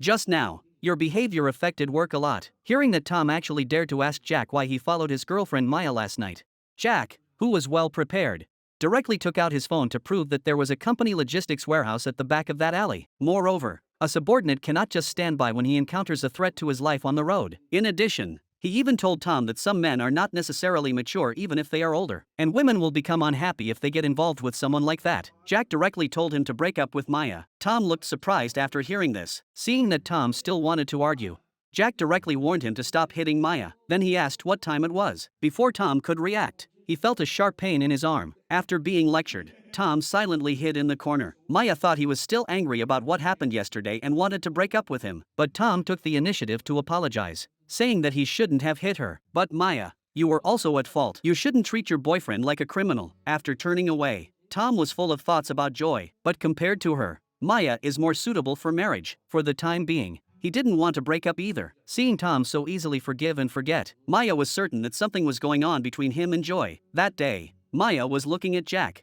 who had gone off to eat after work, when she couldn't stop thinking about his confession. Before Maya could react from her reverie, Chief Jean threw a rag at her and asked her to have dinner with young counselor. Because Maya had originally agreed with Joy to have lunch together, she had to tell Joy that she was sorry, but she had something come up. Maya could tell that the two of them were up to no good. In order to match them up, she took out her credit card directly and said, "Joy, you're so skinny, you can't go on like this. Why don't you let Tom take you out for a nice meal?" Joy was surprised and happy. Tom didn't seem to mind. After getting the card, he took Joy to an upscale restaurant and pretended to be a regular customer, asking the waiter to bring the set meal he usually ordered, and saying that he would pay for the wine with his savings. The waiter could tell that Tom was hitting on the girl, so he directly recommended a wine from 2008 that would go well with the meal. As he looked at the charming Joy, Tom asked her politely if she had slept well last night, even though she had obviously slept until morning. Joy pretended to be pitiful, saying that she hadn't slept at all, even though Tom had asked if she had slept well. Although Tom said that he hadn't slept well, he had actually been woken up by the alarm clock. The two of them, who were like two peas in a pod, sipped their wine, while Chief Jean moved into the private room as soon as he arrived. He introduced Mark as the executive, saying that he was a relative of his, and that he had to help him deal with a lot of things every day. "I really envy Maya for being a freeloader who just sits back and gets paid." After seeing Maya pick up sushi with chopsticks and eat it, she even said that Maya was so stupid that she couldn't even eat sushi properly. After Maya said that she would try harder, Chief Jean finally revealed his true colors and said that some things just couldn't be achieved by hard work. With a look that said he was waiting for someone to punch him in the face, he said that he would lend Maya his name. That way, with the chief's blessing, the project would definitely go smoothly. Maya naturally knew that what Chief Jean meant was that she would do the work while he took the credit. Maya, who would never tolerate this in her life, did not agree but directly retorted. After hearing that Chief Jean was going to change the packaging and materials to create a Minsa Kitchen brand and launch a high-end steak, Maya said that the focus of the project plan was to be able to easily make gourmet food at home. The high-end steak obviously strayed from the topic. Little did she know that Chief Jean, who was watching her resist, was even happier. He directly stopped young counselor from withdrawing from the project plan because she was disobeying a superior. Young counselor then realized that today's drama was deliberately staged for Maya. She wanted to speak up for Maya, but she was unwilling to be an agent for the rest of her life. Just as Maya was thinking about how to duel with Chief Jean, she suddenly received a text message for credit card payment. Tom and Joy had spent a whopping 340,000 yuan on dinner. The project quickly fell into Mark's hands. Mark got promoted and made a fortune, and asked Minister Jack to implement it as soon as possible. He also subtly told Jack that the water was too clear for the fish to survive, and that it was also time to promote the elderly Chief Jean. Jack didn't say anything and just turned and left, and Mark was also very angry at his cold back. Jack remembered that Maya had mentioned this project and sent her a message to test her to see how the project was going, even though it was obviously very poor. However, still replied that she was working hard on it, even though she knew Maya was deliberately avoiding suspicion. Jack then asked her if she had a date tonight, because they were going to talk about work, not personal matters. That night, as soon as Jack saw Maya, he asked if she needed any help. He made it clear that he didn't expect anything in return. Seeing Jack so affectionate, Maya couldn't resist again. Then Jack took her to a judo gym. As they walked in, Jack's best friends came up to Maya and praised her for still being so beautiful. When Maya asked if they had met before, Jack quickly gave them a look to stop them talking. The two friends quickly changed the subject and lied that they had seen her before. After changing into the clothes Jack had prepared long ago, Maya began her official training. Under Jack's guidance, she quickly knocked someone down. However, she lost when she fought Jack head-on. Maya's resolve was strengthened after listening to Jack's teachings. Taking advantage of Jack's inattentiveness, she pushed him down directly. In the ecstasy of success, Maya, in a daze, also noticed that Jack in front of her seemed very familiar. She didn't say it directly, but got up and left. Before leaving, Jack repeatedly told Maya to yell if she encountered difficulties in the future. You really know how to fight. And these words lingered in Maya's ears for a long time. Maya wanted to bring down the arrogant Chief Jean as soon as possible. She handed in the revised proposal again, and sincerely apologized for what happened yesterday. She just hoped that Chief Jean would not remove her from the team. Unexpectedly, Chief Jean directly took out Maya's revised proposal and said that this was the result of her hard work. Seeing the extra name of Managing Director Mark on it, Maya instantly understood everything. She implored Chief Jean to give her another chance. Unexpectedly, she was asked to reorganize the two proposals and submit them again. At that time, depending on her performance, a decision would be made as to whether or not to add her name. Joy, who had witnessed Maya's suffering, couldn't help but snigger. Unable to continue working on the proposal with Lucy, Maya specially took dessert to apologize to her. The wonderful taste instantly made Lucy beam with joy, learning that Enho made the cake. Lucy is also curious about this person. Just then, Enho calls Maya to ask if she has received the cake. Maya does not hesitate to put him on speakerphone. After Maya hangs up the phone, Lucy can't help but tell her, if you guys aren't in a relationship, one thing is for sure, Enho really likes you, because he couldn't have made such a delicious cake without putting his heart into it. Then Lucy changes the subject and asks Maya if she really has to do what Chief Jean asks. Although she felt that she had acted foolishly when she lost her temper at dinner that day, Maya knew that even if she obeyed the chief now, he would never add her name to the list. It was obvious that the chief was just taking advantage of her. Maya realized that Lucy was worried about her, so she said directly that the key to judo was to defeat an opponent who was stronger than you. Now that Chief Jean had voluntarily given up the corner of the judo uniform, she would definitely seize the opportunity to fight back. Lucy was relieved after hearing this and told Maya to do her best, and asked her what to do about young counselor. However, Joy was glued to young counselor at the moment, because she was afraid that if there was a problem with the project proposal, it would affect her getting promoted. Joy kept comforting young counselor, telling her not to feel bad, because after all, you didn't want to steal the project. Work is work after all. You did nothing wrong. When young counselor said she envied Maya for having such a good friend in Joy, Joy actually hugged young counselor's arm and said she wanted to be her good sister too. She said she would not be as clumsy as Maya. That day, young counselor looked at Maya with a guilty face, but Maya politely greeted her. When the few of them sat down to discuss the project, Joy specially gave Maya a flower to show their sisterly love. Although Maya was very reluctant, young counselor still took the initiative to ask Maya to share it with Joy, especially some new ideas in the project. Recalling that in his previous life, Mark had been disgraced when he assaulted a flight attendant while on a business trip, Maya boldly proposed that everything about the project be named after Mark. Jack was shocked to hear this. Out of respect for Maya's decision, he resolutely agreed to implement it. With Mark's dad's food successfully launched online, people of all ages became deeply involved. The implementation of the project was a major success, and Mark was also sought after and became a celebrity. He was overwhelmed with joy at the same time as he reaped the rewards of fame and fortune. He happily asked Chief Jean, who had suggested using himself for publicity. It was a stroke of genius. It was obvious that Maya had recommended it, but Chief Jean took the credit for himself. Mark was overwhelmed by the praise and couldn't think of anything to say. Soon after, Maya saw an announcement that Mark was going on a business trip abroad. She was engrossed in reading it when Tom startled her. Tom suggested that Joy and he had not got together for a long time and they should catch up. He also said that Maya would only be breathing in more exhaust fumes if she kept running after buses. Maya said she just hoped what she was doing would pay off soon. Obviously, Tom and Joy froze in place. They could only awkwardly say, "Let's get some fried chicken." However, Tom bought Joy's favorite soy sauce fried chicken. In order not to disturb the two of them, Maya left first, saying she had to go out on a business trip. Before leaving, she also recommended that Tom and Joy eat by the window because the atmosphere there was superb. Soon it was the day Mark boarded the plane. Guess he's already on the plane. Maya called him directly and told him that the group's cooking bag project was originally his own, and now he had to argue the significance of the part that excluded his own credit. Sure enough, upon hearing this, Mark was furious, and after hanging up the phone, Maya wholeheartedly hoped that Mark would lose his temper. And Mark lived up to expectations. Just because he saw a passenger sitting next to his seat, he scolded the flight attendant. After lecturing the flight attendant, Mark called Chief Jean again and loudly questioned him. "Didn't you handle Maya properly?"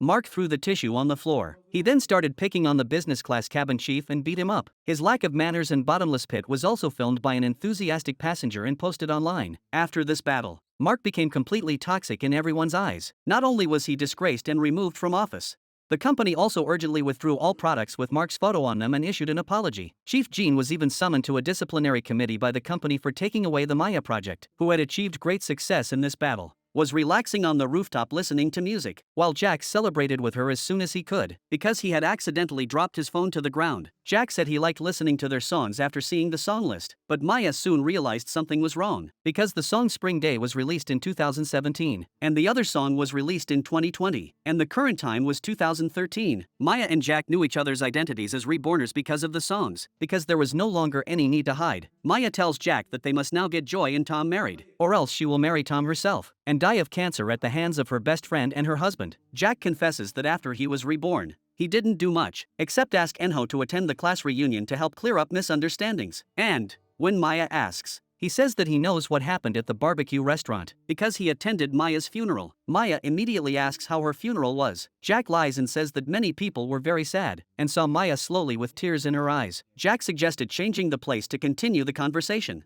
which would probably go on for a long time, and then he took Maya back home. At first, Maya was a little embarrassed, but when she saw the familiar kitten, she gradually let her guard down, because she thought about the car accident that would happen 10 years later. Jack tentatively asked Maya if those things could be avoided, and what would happen if they were avoided, such as breaking up with Tom or cutting off ties with Joy. But Maya said that was all in the past. But as soon as Tom heard that they were going to break up, he went crazy. If they really did break up, Maya would probably die 10 years early. After hearing Maya say that she had also planned to do the same thing, but that the reality of the economic conditions did not allow it, Jack bluntly said that he could spare no effort to help now. Maya said that originally there was a burn scar on his arm from a scalding accident, but because Jack had saved her in this life, that exact same scar had been transferred to Jack's arm accordingly. Maya said that what was meant to happen would happen after all, unless you push your fate onto someone else. Jack recalled that he had died in a car accident in his previous life. He felt restless. His thoughts then returned to before he was reborn, when he had placed Maya's ashes alone and was about to drive away. He found that the car would not start. In his grief, he could only helplessly pound on the steering wheel, and as he angrily got out of the car, he happened to meet an empty taxi, and the driver was Maya's father. The father said that he had planned to go off duty today, but then he had a hunch that there would be a customer and came. He saw that Jack was very unhappy and asked if he had lost something precious. When Jack said that he had had a few chances, but at that time he did not know his own mind and could only miss it again and again. Now that he knew about her death, he regretted it. His father directly asked him if he were given another chance. Would he firmly grasp it? Jack was silent for a long time after hearing this. The lawn where he first met Maya, the first day he became Maya's boss, and the scene when he accidentally bumped into Maya while she was in a relationship all came flooding back to him. Soon Jack's thoughts were drawn back to Maya. She said she had been killed by Tom and Joy and had come back to life. She wanted to know how Jack had returned to the present 10 years ago. It was obvious that she had been in a car accident and come back to life, but Jack lied and said that he had fallen asleep and opened his eyes again in 2013. The next day, young counselor went to work as usual but suddenly received a call from her husband. Even though her husband was at home playing games, he lied and said that he had an interview at 7 p.m. and couldn't take their daughter to cram school. He even pointed out young counselor's sore spot and said,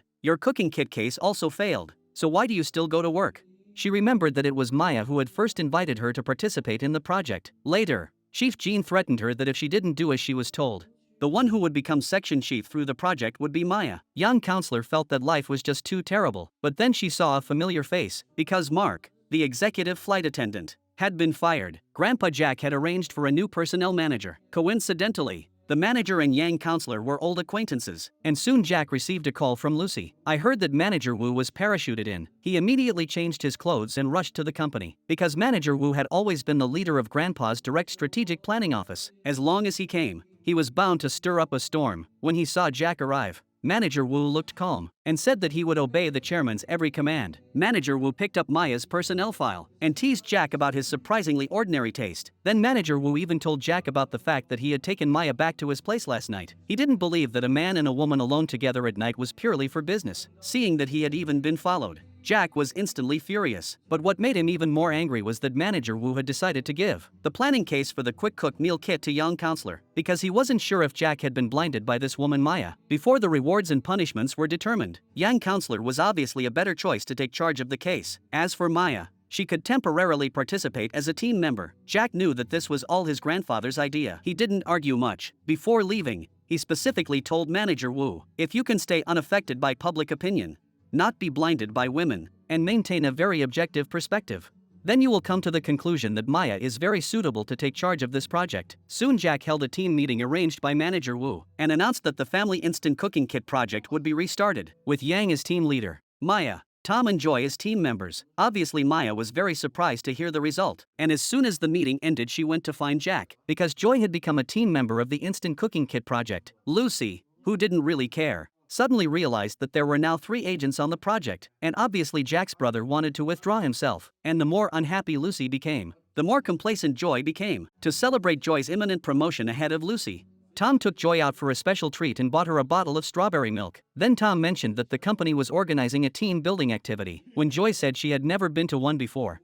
Tom explained that the activity was originally held twice a year, but Jack selfishly cancelled it ever since he became the manager. Joy didn't say anything in response, but said the milk was delicious. Then she let Tom try the milk. The blissful lovers were oblivious. Jack went to great lengths to punish them for Maya's sake. That night, Jack drove alone to the riverside. Suddenly, he felt a sharp pain in his head. He remembered Maya once saying that every time her father gave her pocket money, he would draw a heart on it in order to give Maya true happiness. Jack went directly to the restaurant where Enho was. He asked Enho right away if he knew the 2 songs Maya liked. Jack tried to use this to confirm whether Enho was the reincarnation of Maya, and after making sure that he knew nothing about it, he actually told Enho, "You have a long and happy life, and you should still have a long time left." Looking at this strange love rival in front of him, Enho was full of question marks. It was almost time for him to go home from work, but Jack had fallen asleep on the table due to drinking too much. Luckily, Lucy arrived in time. Enho hurriedly explained that he had dialed your phone number without knowing. Lucy said that Jack had never drunk so much. Maybe it was because he was approaching middle age. In a daze, Enho realized that Lucy's voice seemed very familiar. He remembered hearing it when he was talking to Maya on the phone. Enho then tentatively asked her if she knew Maya. Looking at the familiar names of cakes in the shop, Lucy was extremely excited. She did not hold back in praising Enho for making delicious cakes. The 2 people who had just met for the first time could hardly hide their inner joy. Meanwhile, Maya, who was working overtime at home, was full of Jack's words. "You know what I can do." She picked up her phone and wanted to call Jack. However, there was no answer on the other end. Early the next morning, Jack was practicing shooting in the backyard. However, his aunt brought a bowl of dried fish soup to the table, which was unusual. She knew that Jack had been drinking on an empty stomach and was carried home by Lucy. His aunt reminded him that this food was good for the stomach and told him that his grandfather was looking for him. Even though Jack guessed that his grandfather was looking for him for something bad, he still went over there. Sure enough, as soon as he met, Grandpa said that he smelled strongly of alcohol and handed him a newspaper, saying that Eula had handled the Mark executive matter very well, and that Grandpa hoped Jack would go and meet with him. He also said that he had already spoken with Eula's father, and that Jack knew that Grandpa wanted Jack to marry Eula. Grandpa knew that Jack and Manager Wu had had a falling out over the cooking bag project, and that Jack was determined to get rid of everyone around him who was close to him. But Grandpa still hoped that Jack would do his best to keep Manager Wu and make him his own man, because Manager Wu is of such value. In addition, Grandpa understands that Eula and Jack have no affection for each other, but because that marriage was an agreement between the 2 families, it is especially rude to unilaterally overturn the agreement. Grandpa hoped that Jack would show 100% sincerity and handle it well, but Jack said he didn't want to meet with the other party. Obviously, Grandpa was very puzzled by this, but Jack didn't say much and turned away. He knew that his time had ended the day of the car accident, but at least this time,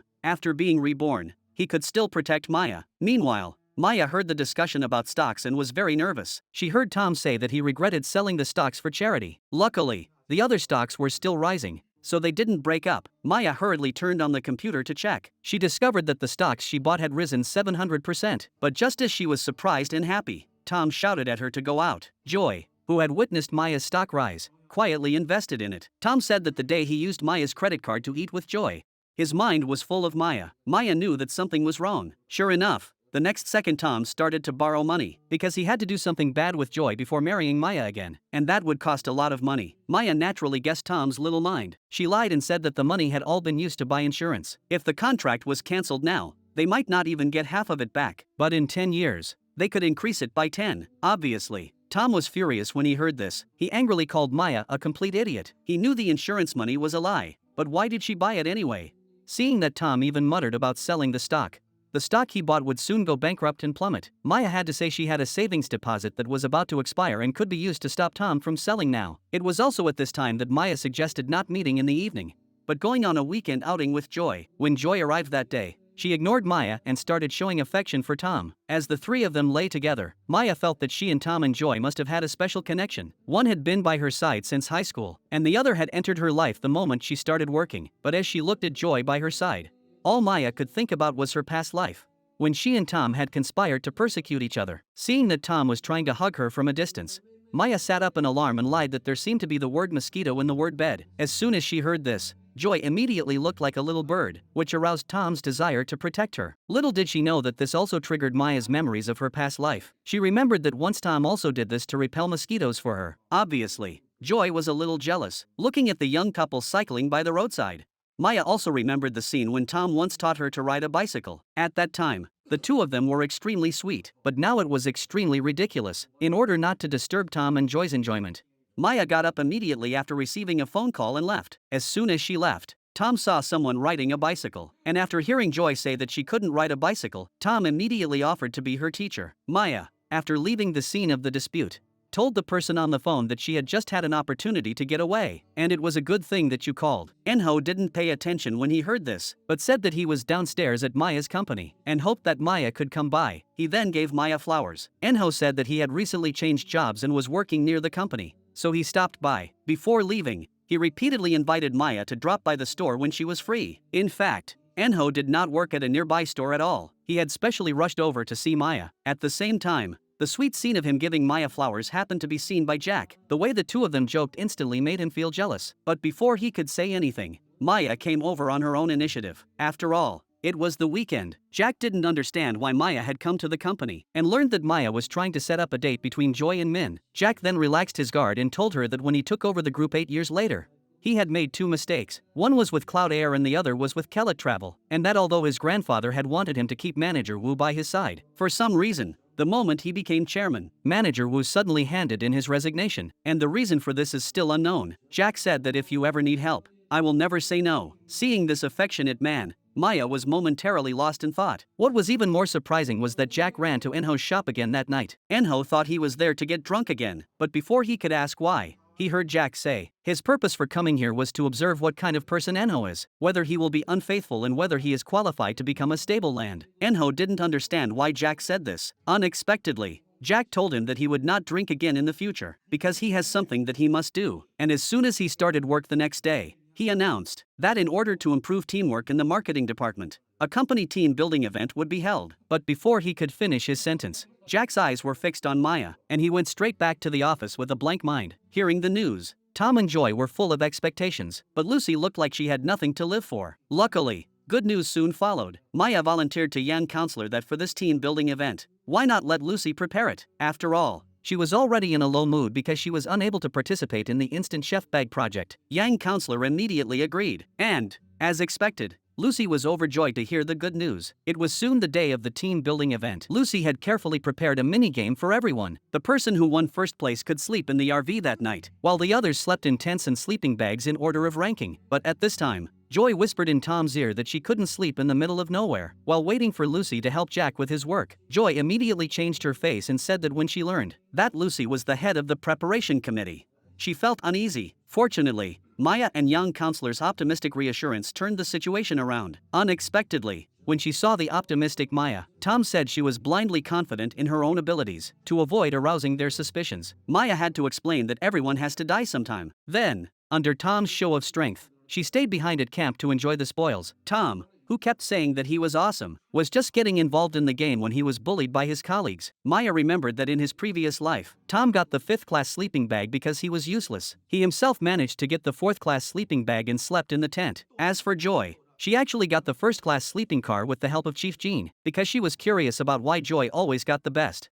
Maya decided to observe her closely. As a result, she was suddenly pulled behind the tent by Joy. By eavesdropping on the conversations between Lucy and Jack and others, she learned that the 1st-class sleeping bag of the girls' team was hidden in the middle of the water. What's interesting is that Joy's first reaction was that the water was too cold to go in. If Chief Jean were still here, she would ask him for help. Joy then turned to Maya and Tom and asked if they could swim. Maya knew that Joy would do anything to get what she wanted. Naturally, she wouldn't give up on Tom as a lifeline. After parting with Joy, Maya was full of thoughts. Why did Joy, 10 years later, get everything she wanted, while she was left to die alone?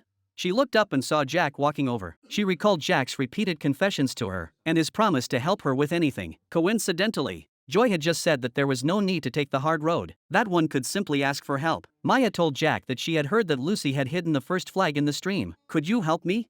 Jack agreed without hesitation. He turned to go, but Maya stopped him in time. She hoped that Jack would just maintain their current relationship. She said that she knew that Jack wanted to do everything for her, but she didn't need any of that. Instead, she hoped that she could try. Jack realized that Maya was so strong that it hurt. He hurriedly took a step forward and showed the heart-shaped mark on his collarbone. He confessed that he was her father and that she could use her allowance as she wished. She didn't need to care about his feelings. Obviously, Maya was shocked by this, but after pondering for a long time, she told Jack that the allowance didn't have to be used. "I just want to talk to the allowance." Seeing Maya's determination, Jack, who really couldn't persuade her, had to give up. But as soon as he returned to camp, he heard Lucy talking to young counselor. "There is a place more than 2 meters deep and covered in moss over there by the stream, which is very dangerous." While the two were contacting the lifeguard, Jack hurried back. At that moment, Ziyuan had already gone into the water. Then she slipped and fell in. Luckily, Jack arrived in time and rescued her. Maya once again said that she would not do everything on her own like Joy. At this moment, Jack also remembered Maya and asked her if there was anything she wanted to do. He remembered Maya saying that ever since her father died, her life had been like being on a boat. It was obviously steady, but the boat kept swaying, which was very unsettling. Maya wanted stability and longed to set foot on land. So after a long silence, Jack finally said the answer. Joy went to find Tom and asked him to help her. Stepping into the cold stream, she took the number 1 flag, and thus fulfilled her wish to live in the camper. Joy looked at the thorns beside her, and an evil thought suddenly sprang to mind. Just as Tom cursed his herniated disc,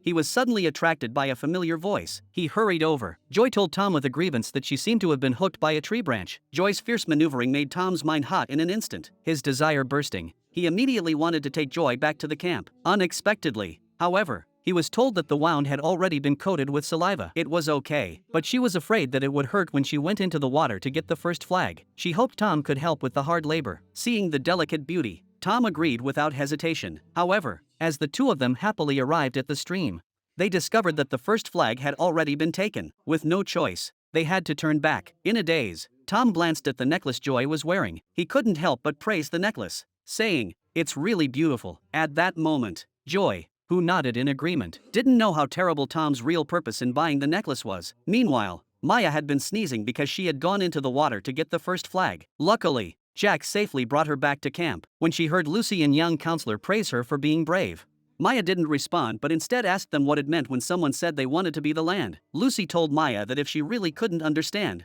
she should just ask. After hearing Maya say that it wasn't convenient, young counselor, who thought that Tom and Maya were having a conflict, blindly said that couples must always say what's on their mind. "Especially since you won first place in the camper competition today, you can invite Tom over tonight and talk it over." But as she watched Lucy and young counselor take advantage of the opportunity to chat, Maya's expression slowly turned cold, because she absolutely could not be with Tom tonight. Maya remembered that in her previous life, on this night, she had won the 4th tent. Tom, who was sleeping in the 5th sleeping bag, came over in the middle of the night. He said he really couldn't sleep and begged Maya repeatedly to go out and play with him. Unable to withstand his fierce attack, Maya gave in. Unexpectedly, that night she and Tom got drunk and carried on, and then something indescribable happened. Maya therefore concluded that if she slept in the camper van this time, then the one sleeping in the tent would be Joy, and tonight would definitely be a good time for the two of them to do something naughty. In order to get Joy and Tom together as soon as possible, Maya went out of the campsite on the grounds that there was not enough time to comply with the rules of the game, although she was just outside when Jack scolded her for the dangerous scene where she went into the water. But Maya responded with a smile, knowing that she would not drown. The only thing she was afraid of was getting a second chance, only to end up exactly the same as in her past life. The two then went for a walk in the forest. Jack was curious to know if Maya now had the first flag. Did that mean that the fate of their past lives had changed? Maya said she wasn't sure, but one thing she was sure of was that Tom had borrowed money from her and bought a necklace before the team building event, and he was a simple-minded person. Buying the necklace was his killer move to get to sleep with girls. Maya remembered when Tom gave her the necklace. She was happy like an idiot, and then willingly handed over all of Jack's money. Hearing this,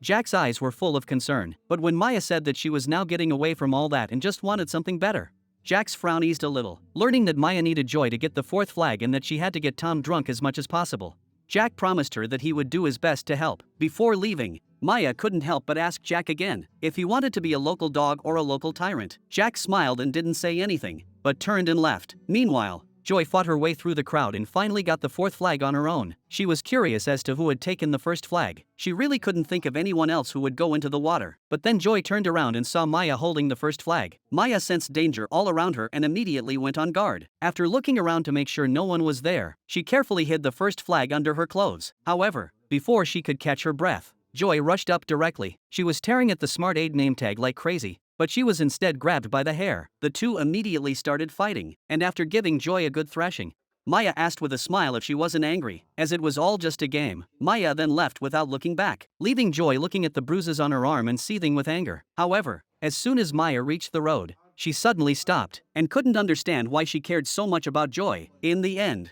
she couldn't resist her conscience and turned back. Strangely, Joy had disappeared. Just as she was helplessly returning, she was suddenly pulled by the hair. Joy threw Maya to the ground. She said triumphantly that she had guessed Maya would come back. It was soon time to reveal the answer in the evening. Maya and Joy, sitting by the campfire, looked calm. It seemed that they both wanted to win the camper van. Maya and Joy were also engaged in a psychological battle in the eyes of everyone's expectations. But in the end, it was Maya who stood up. A happy smile instantly spread across her face. It turned out that Joy had grabbed Maya's pants after she tried to leave after grabbing the first flag. She asked Joy if a camper van was not better than a luxury tent, since the camper van was right in front of them. Why would they look for a luxury tent?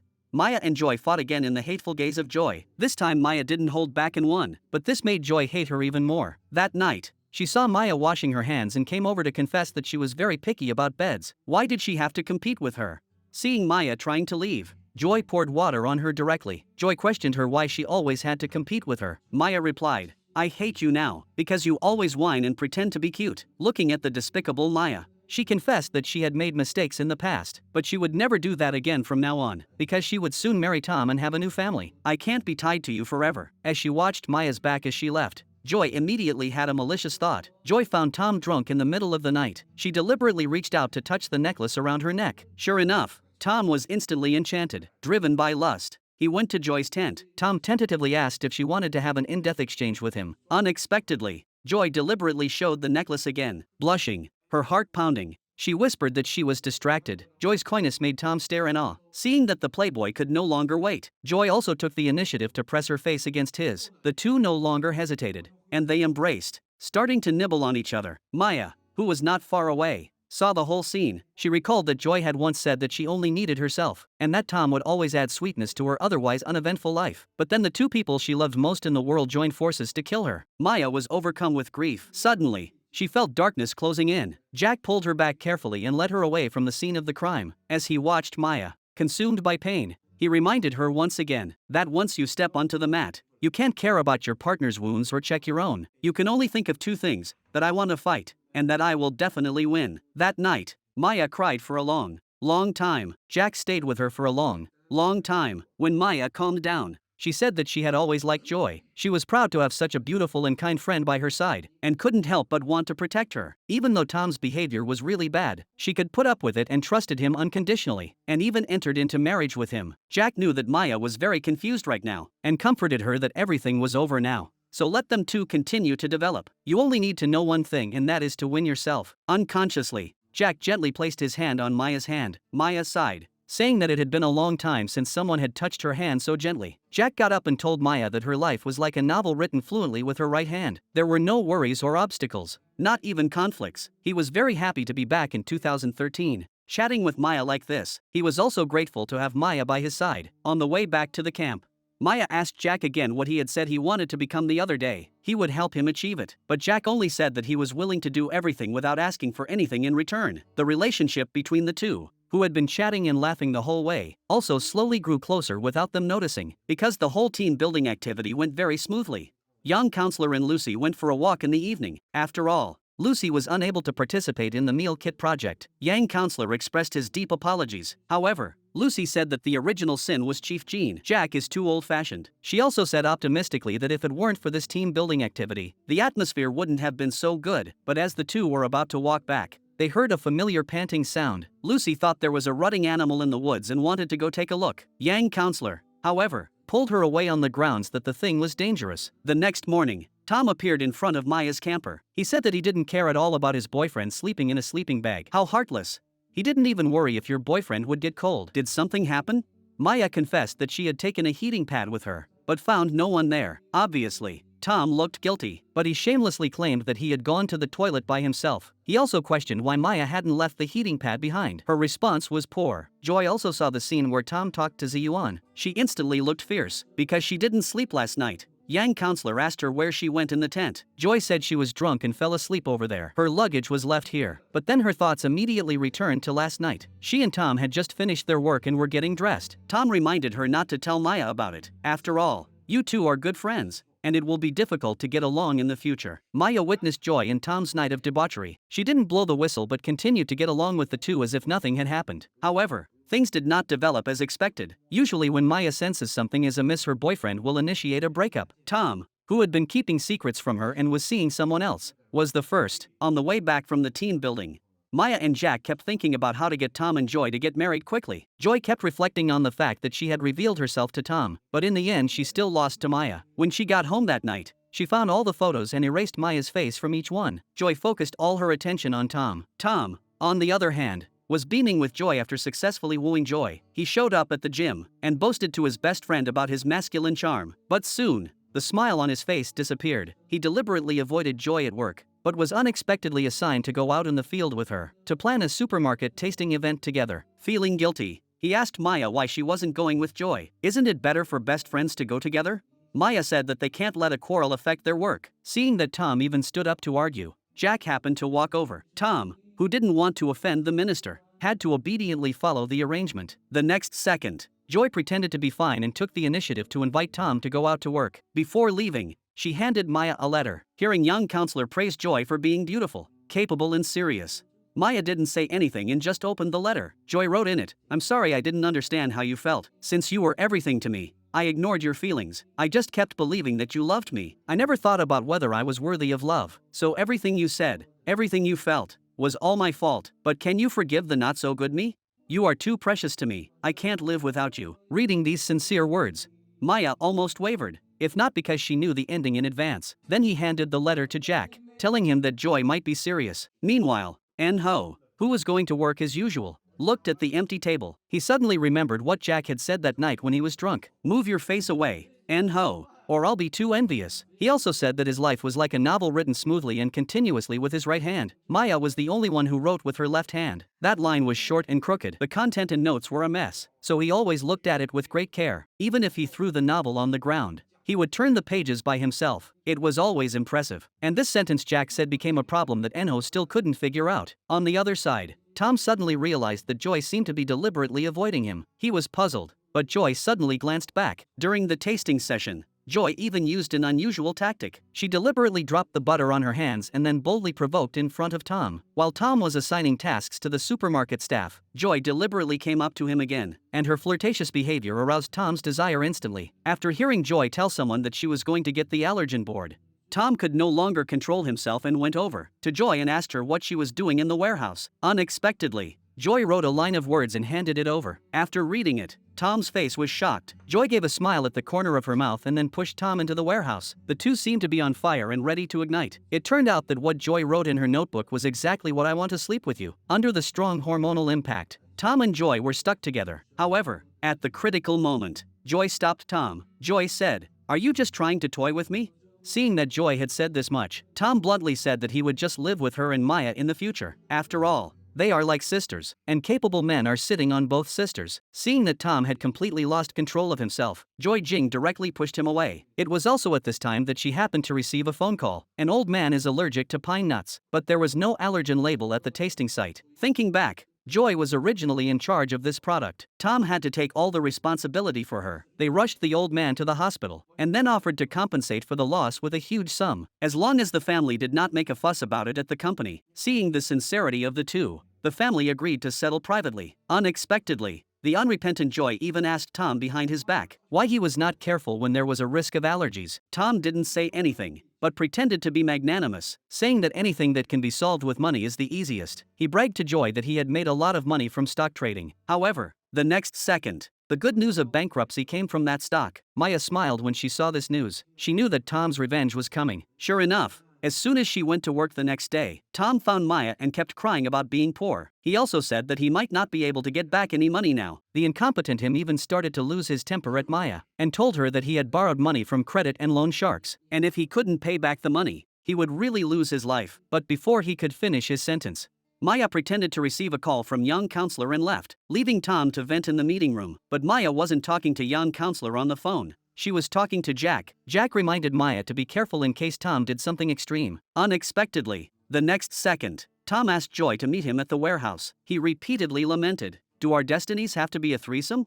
He told Joy that he was going to marry Maya, and that if he had the time, he would love Joy to no end. But now fate had put the brakes on. Joy said she would not tell anyone about the scandal. Although Tom was puzzled by Joy's behavior, that night he still asked Maya out. He knew that Maya's biggest dream was to have a family. Tom came right out and said that he had planned to marry Maya next year, but now he could only try the water temperature of the Han River. When Maya said that she didn't need to worry about getting married because she could always earn more money later, Tom suddenly became anxious. He told Maya, "You're getting on in years. Shouldn't you be thinking about having children?"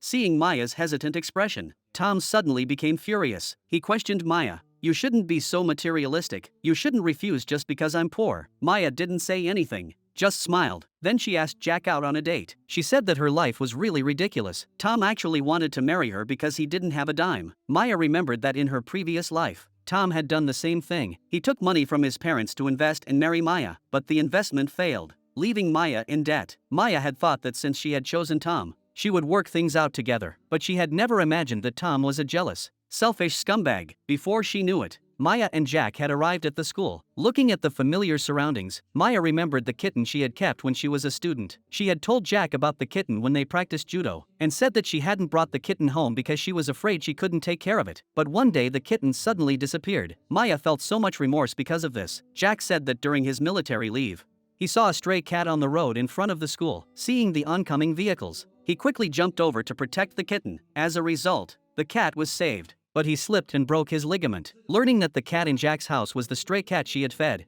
Maya hurried over and watched the cats interact sweetly. Jack told Maya the code for his front door so that she could come and see the kittens whenever she wanted. Maya remembered that in her previous life, when Tom proposed, he had only prepared a few balloons and a sandwich, and his perfunctory approach was unparalleled. Now, whenever Maya thought about it, she got goosebumps. Although Jack didn't say a word, he quietly began to make preparations for the proposal. The next morning, Grandpa received a document from Manager Wu. Jack's research and development of drone flight technology has been a great success, and now he finally has the opportunity to put it into practice. Although Grandpa really doesn't understand what Jack is up to, Jack still began the drone demonstration, as one after another of the colorful little machines took to the sky. The name of Maya's favorite song was displayed on it. Soon Tom appeared before Maya, saying that everything today was specially prepared for her. Maya didn't hesitate this time and accepted the proposal from this scumbag amidst the applause of the crowd, because only in this way would Joy become even more jealous of herself and more eager to steal Tom away. It turned out that Tom had urgently needed to marry Maya. The money tree. After failing in the stock market, he then searched on his phone for how to set up the proposal scene. Looking at the sky-high price of 39,000 won, he really couldn't help but feel distressed. Just then, Jack walked over and told him that in response to recent events involving Chief Jean and Mark, the company would provide a villa as a reward on Maya's birthday, because usually they only provide an apartment. Tom couldn't understand why the company was being so generous this time, but then he thought that Jack loved Maya dearly and was completely innocent. Tom, without thinking, patted Jack on the shoulder and told him that Maya only loved him. He was afraid of offending Jack, so he turned to him and smiled, saying that it would be better if everyone in the sales team came and threw a birthday party together. He also confessed that he was going to propose to Maya. The drone and light show at the proposal site were all surprises that Jack had prepared for Maya, although it felt a bit exaggerated. But Tom's vanity was greatly satisfied. After the celebration, Maya went to the beach alone to feel the breeze. Unexpectedly, Joy came up quietly and asked if she still couldn't forgive herself. Maya had obviously tried her best to calm her mind, but as soon as she saw Joy's face, her mind was filled with the terrifying scene of her and Tom plotting against her in a previous life. All of this made Maya accept. Unexpectedly, to Maya's surprise, Joy actually stood at the very edge of the sea. Then she jumped into the sea and took a cold shower. Maya really wanted Joy to pay for what she had done, but she still went down to save her. However, the terrifying thing was that Joy was holding Maya back from going back to shore, with a strange smile on her lips. When Jack arrived after hearing the commotion, Maya finally managed to go back to shore on her own, and learned that Joy had fallen asleep from the shock. Lucy was curious about how she had fallen. In a daze, Tom saw Jack carrying a cup of hot water for Maya, afraid that his girlfriend would be taken away. Tom hurriedly covered Maya with a blanket and listened to everyone praising Tom once again. Jack suggested that it was getting late and everyone should go back and rest, because Maya wanted to finish the hot water before going upstairs. So Tom went back to his room alone first, and that's when he noticed that Joy had been lying in bed for some time. Joy, in a good mood,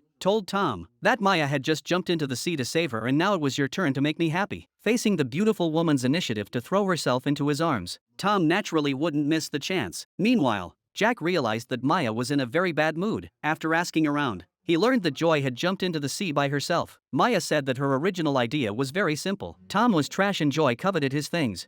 So as long as she made those two scumbags get married, she would become happy. But the reality seemed to be different. Jack could tell that Maya was panicking. He hurriedly took her hand to comfort her. But at that moment, Lucy came out looking for water. The two of them had no choice but to hide behind a pillar. As they got closer and closer, they could even hear each other's heartbeat. Soon, the two of them arrived on the cruise ship. Jack said that whenever he felt lost, he would come here to quietly empty his mind and gain the strength to move forward again. The next day, as soon as Maya started work, she deliberately showed off her large diamond ring. After everyone found out, she confessed that she was engaged to Tom. Maya had unknowingly portrayed Tom as a good man who dotes on his girlfriend. Jack, who had witnessed the whole thing, naturally knew the intention behind it. He simply said hello to Maya and then they got into the elevator together. Unexpectedly, as the crowd got crowded, their hands happened to touch. In an instant, Maya's face turned red and her mind was filled with the image of being hugged by Jack that night. Then she and Jack met on the rooftop. She said that the reason she announced her engagement to Tom was to prepare for the subsequent regretful engagement, because that way, when everything was revealed,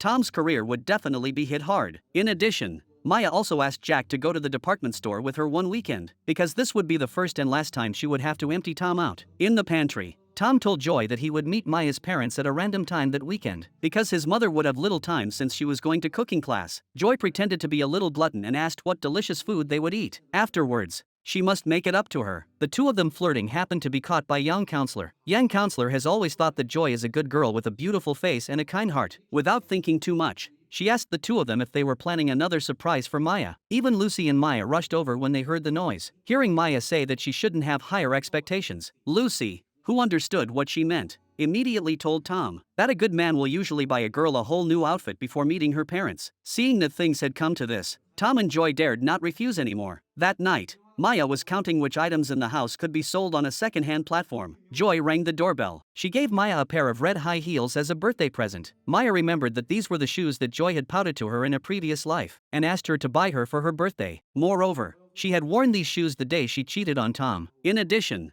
Joy said she wanted to give Maya something else as a wedding gift. Knowing that Maya couldn't cook, she suggested signing up for a cooking class at the department store together at the weekend. Maya remembered that Tom's mother had taken a class there in her previous life. She instantly understood that Joy wanted to give her the opportunity to make a fool of herself in front of Tom's mother. However, instead of refusing, Maya readily agreed. As soon as the two of them arrived at the door, they saw Tom's mother arguing angrily with the receptionist about being charged for parking. Her words were full of unreason and petty calculations. What made her even more unpleasant was that as soon as she came in, she pushed Maya to the side and said arrogantly that that was her place. Maya did not yield but deliberately argued with her, saying that everyone was paying for the class, so there was no such thing as anyone's place. As expected, Joy, who wanted to show her gentleness and consideration, quickly and sensibly pulled Maya aside. During the confrontation between Tom's mother and Maya, the cooking class officially began. Joy did her best to win over Tom's mother by demonstrating her knife skills. After a while, she really won praise from Tom's mother. In contrast, Maya deliberately slowed down,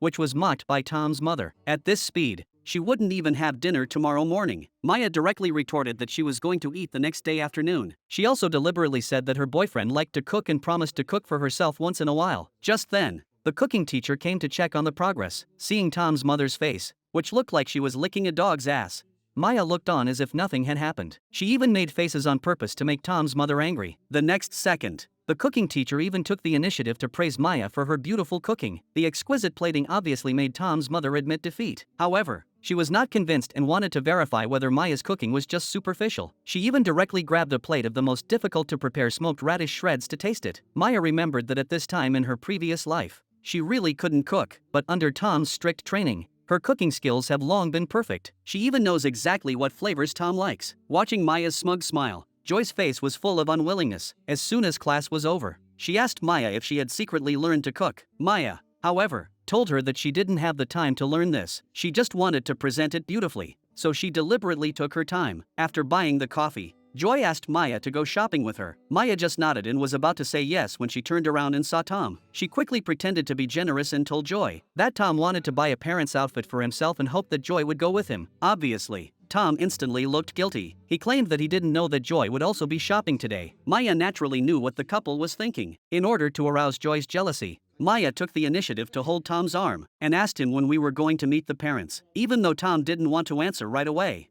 he pretended to be calm and said it was about time. Seeing the loving couple, Joy had to retreat first, saying that she had an appointment. Before leaving, she didn't forget to say that she had already given Maya a birthday present and a wedding gift. Next time, she would definitely treat them to something to thank them for saving her life. Meanwhile, Jack was on the plane returning from a business trip to Japan. He hadn't planned to buy jewelry, but he suddenly remembered that Maya had said that Tom never gave her expensive necklaces. Jack looked at the necklace on the poster and a thought suddenly came to mind. On the other side, young counselor went to work overtime at the company as usual, but received a call from her daughter saying she was hungry. Although she didn't understand what her husband was doing on the weekend, she still hurriedly packed her work materials and took a taxi home. However, God always likes to joke. The anxious young counselor happened to encounter a major traffic jam. Just when she was at her wit's end, she happened to see a familiar face. Manager Wu was actually waiting at the traffic lights on a motorcycle, with Manager Wu escorting her. Yang counselor finally arrived home. Yang counselor's headlong rush home was also etched in Manager Wu's heart, and when she entered the house, she saw her husband feeding his daughter instant noodles. Yang counselor was about to scold her husband for playing around, but was instead asked why he had gone to the office overtime when he could come home early on the weekend. At that moment, her husband, who was lost in his own world, was unaware that his wife was feeling unwell with a sharp pain in her abdomen. After saying goodbye to Joy, Maya and Tom also started shopping like crazy in the mall. Unexpectedly, the first thing she did was rush to the counter where Tom had bought Joy that designer bag in her previous life. Looking at the price tag, Tom felt a pang of pain, but Maya said in front of the salesperson, "My future mother-in-law has very discerning taste. She knows Tom is a man whose body is dominated by his pride." After she gave her introduction, the salesperson even recommended more strongly. Naturally, Tom had to do whatever she said. After achieving her goal, Maya went into full shopping mode. She wanted nothing but designer tops and dresses. After half a day, Tom burst into tears. Maya remembered that when they met her parents in her previous life, Tom had blamed her for always buying cheap clothes online. He had also said that her mother had high standards and if she wasn't satisfied, there was no way they could get married. Maya then deliberately rubbed salt into Tom's wounds by saying, "This bag is really nice. I think I've finally become someone who's good enough for your parents." But Tom shamelessly asked Maya if she could pay for the meal since they were meeting the parents. But before he could finish his sentence, Enho called. Tom remembered that Enho was a chef and ran a 5-star restaurant. He even took the liberty of answering the call and told Enho that he wanted to meet the parents at his restaurant. Tom even asked if there was a discount or something. Without waiting for Enho to answer, Tom hung up rudely, unaware that Enho was sitting next to his big sister, who had bullied Maya. They really wanted Enho to ask Maya out to dinner to apologize. They had also been trying to think of something to make amends. Seeing that Tom had sent the date of the meal on Maya's phone, Enho had no choice but to tell his big sister that they could give a bigger red envelope as an apology. Maya then called Enho back, hoping that he would ignore Tom. However, Enho confessed that he would personally cook for them. Who could resist Maya? After all, she was his first love. Jack rushed to visit his hospitalized grandfather as soon as he returned from a business trip to Japan. Unexpectedly, the first thing his grandfather asked was, "Have you taken care of it?" After all, the marriage between Jack and Eula's families was a top priority. Now that there had been a unilateral breach of contract, there must be sincerity. Hearing his grandfather even say that Eula was 100 times better than Maya, his previously calm demeanor immediately turned serious as he implored his grandfather to spare Maya. He also said that this was only a personal emotional problem. His grandfather angrily called Jack a big fool. Maya has a boyfriend, but she still wants to love her, and Eula's family is well off and has everything they need. Jack didn't say anything in his defense, but instead asked his grandfather, "Did everything I did reach your ears? I heard Grandpa say that the company will need Jack to take care of and lead more than 600,000 employees for the next 30 years. Jack was silent again, because he knew that 10 years later, he would have already lost his life in a car accident, and Grandpa would have lost his only grandchild. Obviously, Grandpa was very surprised by Jack's unusual behavior, but what he didn't expect was that night Jack arrived at Maya's doorstep. He said that because the company had a logistics warehouse nearby, he stopped by to take a look. Realizing Maya's suspicious look, Jack simply confessed that he was lying. Looking at this innocent minister, Maya asked him if something had happened. Jack instead informed her that earlier you asked what I wanted to be. Although I have never thought about what I want to be, I have been decided what to do since I was born. So I have worked hard and studied for the company. Maya said, "At least you have achieved all your dreams now." Jack said, "Not really." Maya said when she first came back, She was also in the dark. She hated seeing Tom and Joy, but because she was determined not to be bullied in this life, she really knocked over the rice on Tom after that. She slowly saw more clearly, and letting Joy marry Tom was just a process after all. She has to become happy, meeting friends and doing things you like. Maya smiled and put her hand on top of his, under Jack's longing gaze, with their fingers interlocked. They looked like the happiest couple in the world. Soon it was the day Maya and Tom met the parents. Tom was only concerned about what house his mother would buy for him if she got married. His mother was furious at the thought of Tom being taken away by a worthless woman. She told Tom that he must arrive half an hour after the woman's party. Then she took out an ugly designer suit and forced Tom's father to wear it. Just then, Tom received a message from Joy saying that she was at the door. Fearing that his affair would affect his meeting the parents, Tom panicked. Unexpectedly, Joy came up and started flirting, saying that she just wanted to check if her things were intact. Then she deliberately got intimate with Tom in the car, to try to prove that Maya's things were hers, because it was rare to see the chef personally setting the table.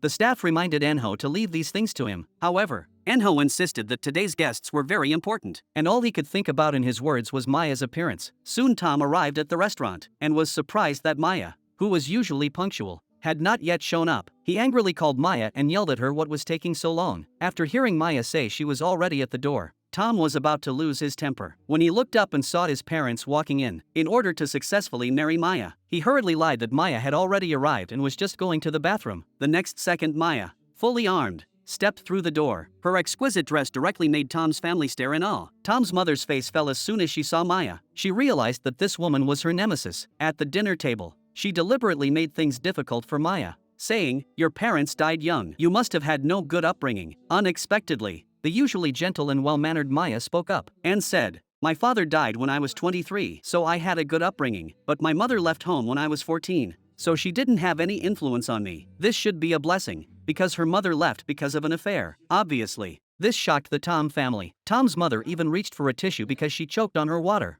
But Maya simply ignored her. She was so embarrassed that she could only smile with a suppressed anger and say, "Tom really has brought home a pretty amazing girl." In order to quickly get her mother to approve of the marriage and realize her grand dream of being supported by Maya, Tom kept praising Maya for being really considerate. But then he whispered to Maya, "Why aren't you wearing the clothes you bought while shopping the other day?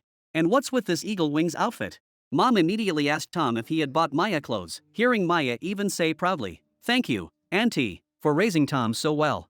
Tom buying himself a whole set of clothes and helping to dress him up was really sweet. Mom's face turned black with anger when she heard this, because over the years, she had only received a single garment on the day Tom received his first salary. After trying hard to calm down, Tom's mother bluntly told Maya, "I'm not satisfied with you, and never thought I'd become family with someone like you. But after all, you don't have any adults around to teach you. As long as you're willing to learn now, that's fine." Facing the old woman's retreat, Maya pretended to be obedient and said she would definitely learn hard. After hearing that Tom's mother wanted her to clean, cook, do the housework and raise the children after marriage, Maya still greeted her with a smile and said she was very confident. But soon Tom's mother changed her smile and told Maya she would contact Maya at some point to go to the doctor together. After all, recently many women were unable to bear children. Tom's mother told Maya to bear in mind that in the future she should sincerely serve her elders, serve her husband, raise her children correctly, and be smart and capable at work. She also said that these were the obligations of a daughter-in-law and a wife. Obviously, Tom was also extremely satisfied with his mother's words, but soon he couldn't smile anymore. Maya said that she would quit her job soon and focus on doing housework and taking care of the elders at home. However, Tom's mother started acting up again and told Maya that daughters can't worship their parents and that her father should understand that having only daughters is his fault, and that's why everyone wants a son. Maya couldn't believe that Tom's mother dared to talk about her father like that, and at that moment, she finally couldn't hold back anymore. Maya asked Tom's mother if she was a judge and why she had convicted her father. Then, she ignored Tom's attempts to stop her and slammed her hand on the table, telling everyone not to get married. Then Maya walked out without looking back. Tom couldn't calm his parents down in time and hurriedly chased after her. At that moment, Maya was striding away with a smile on her face, ready to leave this place of conflict. Facing Tom's questioning, she said lightly that they should break up. After Tom held her shoulder, she wasn't fazed at all. Instead, she relied on the judo she had learned from Jack to fight back. Before Tom could react, she threw a shoulder throw. Maya lectured this scumbag in front of Tom's parents. Even Enho, who was watching, was shocked. At this moment, Maya's heart was filled with joy. She felt an unprecedented sense of satisfaction, knowing that the matter was not over. She did not stop there. Instead, she silently prepared to deal Tom the final blow, because Maya had humiliated her so badly in an expensive restaurant. Her mother, in a fit of rage, kicked Tom out of the house. To get rid of her problem, Tom went straight to Maya's house. He kept pounding on the door, cursing Maya. "I used to be too tolerant of you. From today onwards, I will never let you off the hook." As the door opened, a burly man suddenly appeared in front of him. The huge figure scared Tom instantly. During the exchange, I learned that Maya had secretly moved. On the other side, as Maya opened the door, Lucy and Jack had been waiting for a long time. Their purpose in coming was to help Maya decorate her new home. The considerate Jack specially sent Maya a bouquet of flowers. Lucy whispered to Maya, "You must not pay the rent for your brother. He doesn't check his account every day, so he won't know if there's any money in it." Lucy just couldn't understand why Maya had chosen this place. There were so many other places to live. After all, living in the same building as the minister was just too inconvenient. Maya just smiled and didn't say anything. As soon as Lucy left, Jack came up to her. He helped Maya organize her bookshelf, and Lucy happened to catch them doing it. Lucy could tell that her brother really liked Maya. In the elevator on the way home, she told her brother secretly, "Although I have never liked political marriages, and I think you did the right thing by breaking off your engagement with Eula. But you didn't break off your engagement because of another woman, did you?" Jack had just closed the door and went back in, then came out again. He told Lucy that he and Maya were not in a relationship, and that he would not do anything with her. Moreover, Maya was a good person. He did want to help her, but Lucy still felt that something was wrong, because her brother's eyes were full of love when he looked at Maya. The next morning, as soon as Tom arrived at the office, he fixed Maya with his gaze. He was about to say that what Maya had said and done in the restaurant that day was outrageous. Unexpectedly, he received a slap in the face. Then came another slap, even louder. Tom was about to strike back when Jack stopped him. He questioned Jack why he was so unfair, and this remark completely angered Maya. She directly questioned Tom, "Do you like fairness so much that you want to share love with two women?" To avoid a big scene, young counselor stepped forward to stop the fight. Maya simply took out a pair of red underwear from her bag and put it on Tom's head. She questioned him, "Whose are these? Why are they in his car?" Tom recalled that Joy had seduced him that day. Then the two of them played a game in the car. The guilty Tom stuttered for a long time before he started yelling, "How can you just rummage through someone else's car?" Joy, who had witnessed everything in the corner, subconsciously touched herself. All the colleagues in the office pricked up their ears. For the first time, they felt jealous and resentful towards the scumbag. Maya even took off the diamond ring that Tom had given her in front of everyone. After giving Tom a simple lesson, she smashed the ring against the corner of the wall. Under the violent impact, the fake ring instantly fell apart. During the break, the colleagues all gathered together to discuss the scumbag Tom. Topics such as lovers who had been dating for 7 years and the man cheating on his girlfriend came up again and again. Tom was even nicknamed Red Underwear. Immersed in the excitement, they didn't have the slightest interest in Chief Jin's return. They bluntly said that this was even more exciting than watching TV dramas. Meanwhile, Tom touched his injured face. He then understood why Maya had been so rude to his mother that day. Instead of repenting, he turned his head and blamed Joy. "How could you be so stupid as to not be able to tell the difference between one pair of underwear?"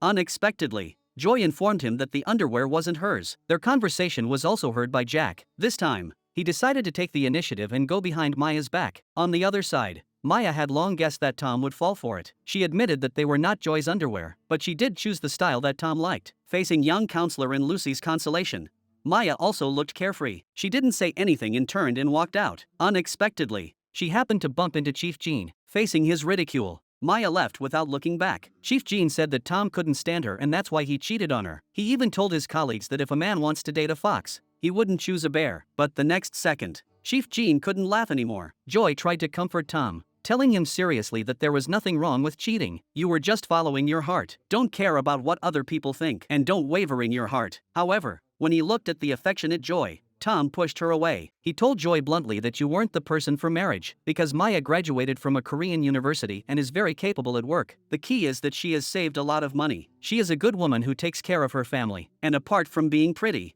what are your strengths? Unfortunately, Chief Jin also heard all this. Seeing his beloved Joy being humiliated like this by Tom, he instantly went crazy. The two scumbags then got into a fight. Soon the news spread throughout the company. Everyone had their say, and Tom and Joy were completely discredited. Everyone also began to sympathize with Maya. That night, Maya looked at the text message from Joy and her heart was filled with mixed emotions. She hesitated to reply. But the next day, when they went to work, Tom and Joy encountered something even worse. Yang Counselor was organizing data when she discovered that when Tom and Joy planned the supermarket tasting event, the rival company was also planning a main dish kit event. In contrast, all of their own company's food was stuffed at the back of the shelves. Maya remembered that the last tasting event had turned out very well and thought that it would be displayed at the front. Realizing that something was wrong, she hurriedly looked through the materials. Sure enough, the next second, Tom, who had been sitting uncomfortably, was in big trouble. Young counselor directly threw the information on his desk and asked him why he didn't put the allergy label up that day and why he didn't report the incident but hid it. What's even worse is that he didn't even apologize to the supermarket, but instead loudly accused it of being the fault of their employees. It was obvious that Joy and Tom were both panicking when they heard Tom say that he would just leave with Joy for a while. The supermarket staff started the tasting event without authorization. Their colleagues instantly switched to the watch and wait mode, but at this time, Joy stood up. She shouted publicly for Maya to help cover up. Maya just said that Tom had handled the customer very well. The only problem was that he didn't report it upwards. After this operation, the labels of girlfriend's best friend cheating on her and doing it during working hours were all posted on Tom and Joy. The two of them, who had no way to defend themselves, were also called to the personnel department by Manager Wu. He said that he had set the two of them in words such as underwear as forbidden words in the company. Company emails containing forbidden words cannot be sent, messages cannot be sent either. However, the incident had a bad influence, so Tom had to accept a transfer to another department. As for Joy, it was difficult for her to be transferred to a permanent position. Although her contract had not yet expired, they decided to fire her immediately. Joy was very unwilling, but she had to accept the fact. After she returned home, she kept calling Maya, but there was no answer. Joy became the sinner of seducing men in everyone's mouth. However, she clearly did the wrong thing, but she did not have the slightest intention of repenting. Instead, she immediately got on the ground and handwrote a letter to go down with Maya. Sure enough, the next day, as soon as she arrived at work, Maya was attracted by the noise in the lobby. A middle-aged couple was holding up their mobile phones, yelling at Maya. "Who is Maya? Why did you post such a comment online?" Without waiting for Maya to explain, the woman slapped her directly and questioned her. "Do you think we pretended to be dead just to get free compensation? Do you think allergies are a joke? My husband almost died." The sudden scene made Tom and Joy instantly weak in the knees. Their colleagues were also discussing it. Maya, however, was unafraid and politely asked them for their phones, claiming she wanted to see for herself what had happened. Unexpectedly, she discovered that an account had been set up in her name and a letter posted. The letter read, "I am the key figure in the company scandal." Maya, as I am shaking, I will explain briefly. First, there is a misrepresentation of the love triangle. It is true that the man I am marrying is in love with my friend, but my friend did not reciprocate her advances. He is a very attractive man. I am trying to accept that this is inevitable. The supermarket incident was a classic case of a nasty customer trying to get free compensation. Eating something without looking at it first is something someone with a severe allergy would never do. It pains me to see my innocent friend being blamed. After reading the full text, Maya confessed that it was her own notes, but among the people she knows, there is someone whose notes are exactly the same as hers. Then she turned around and called Joy. Maya said that this time she would never let it go so easily. Then she dragged Joy over to the couple and took out a mobile phone from her bag in public. Knowing Joy well, Maya successfully unlocked the phone. Joy had indeed registered a social media account in Maya's name, and it was Joy who had sent the letter. Seeing the evidence before them, the couple realized they had wrongly accused someone else. Seeing this, the people around them also started to discuss and scold Joy for not only stealing her best friend's boyfriend, but also using her best friend's name to open an account to defend herself. She was truly a complete scumbag. Knowing she was now at a disadvantage, Joy finally begged for mercy. She said that she was afraid that things would develop in an extreme direction, and that's why she did something overboard to defend herself. But she never meant to insult the couple, as she looked at Joy, who was even groveling and bowing.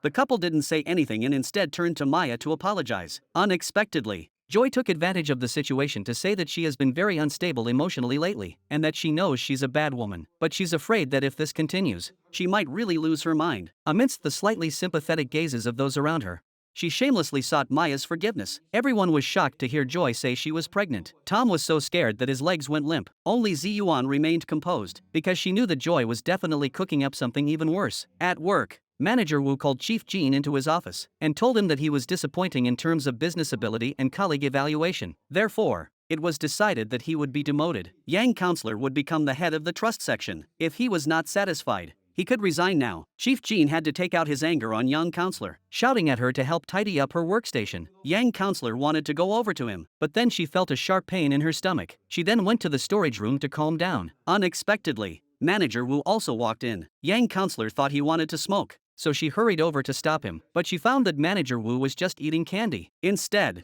he questioned Young Counselor why she was here during working hours. Unexpectedly, the seemingly timid Young Counselor asked Manager Wu in return, "Aren't you also here to relax your mind?"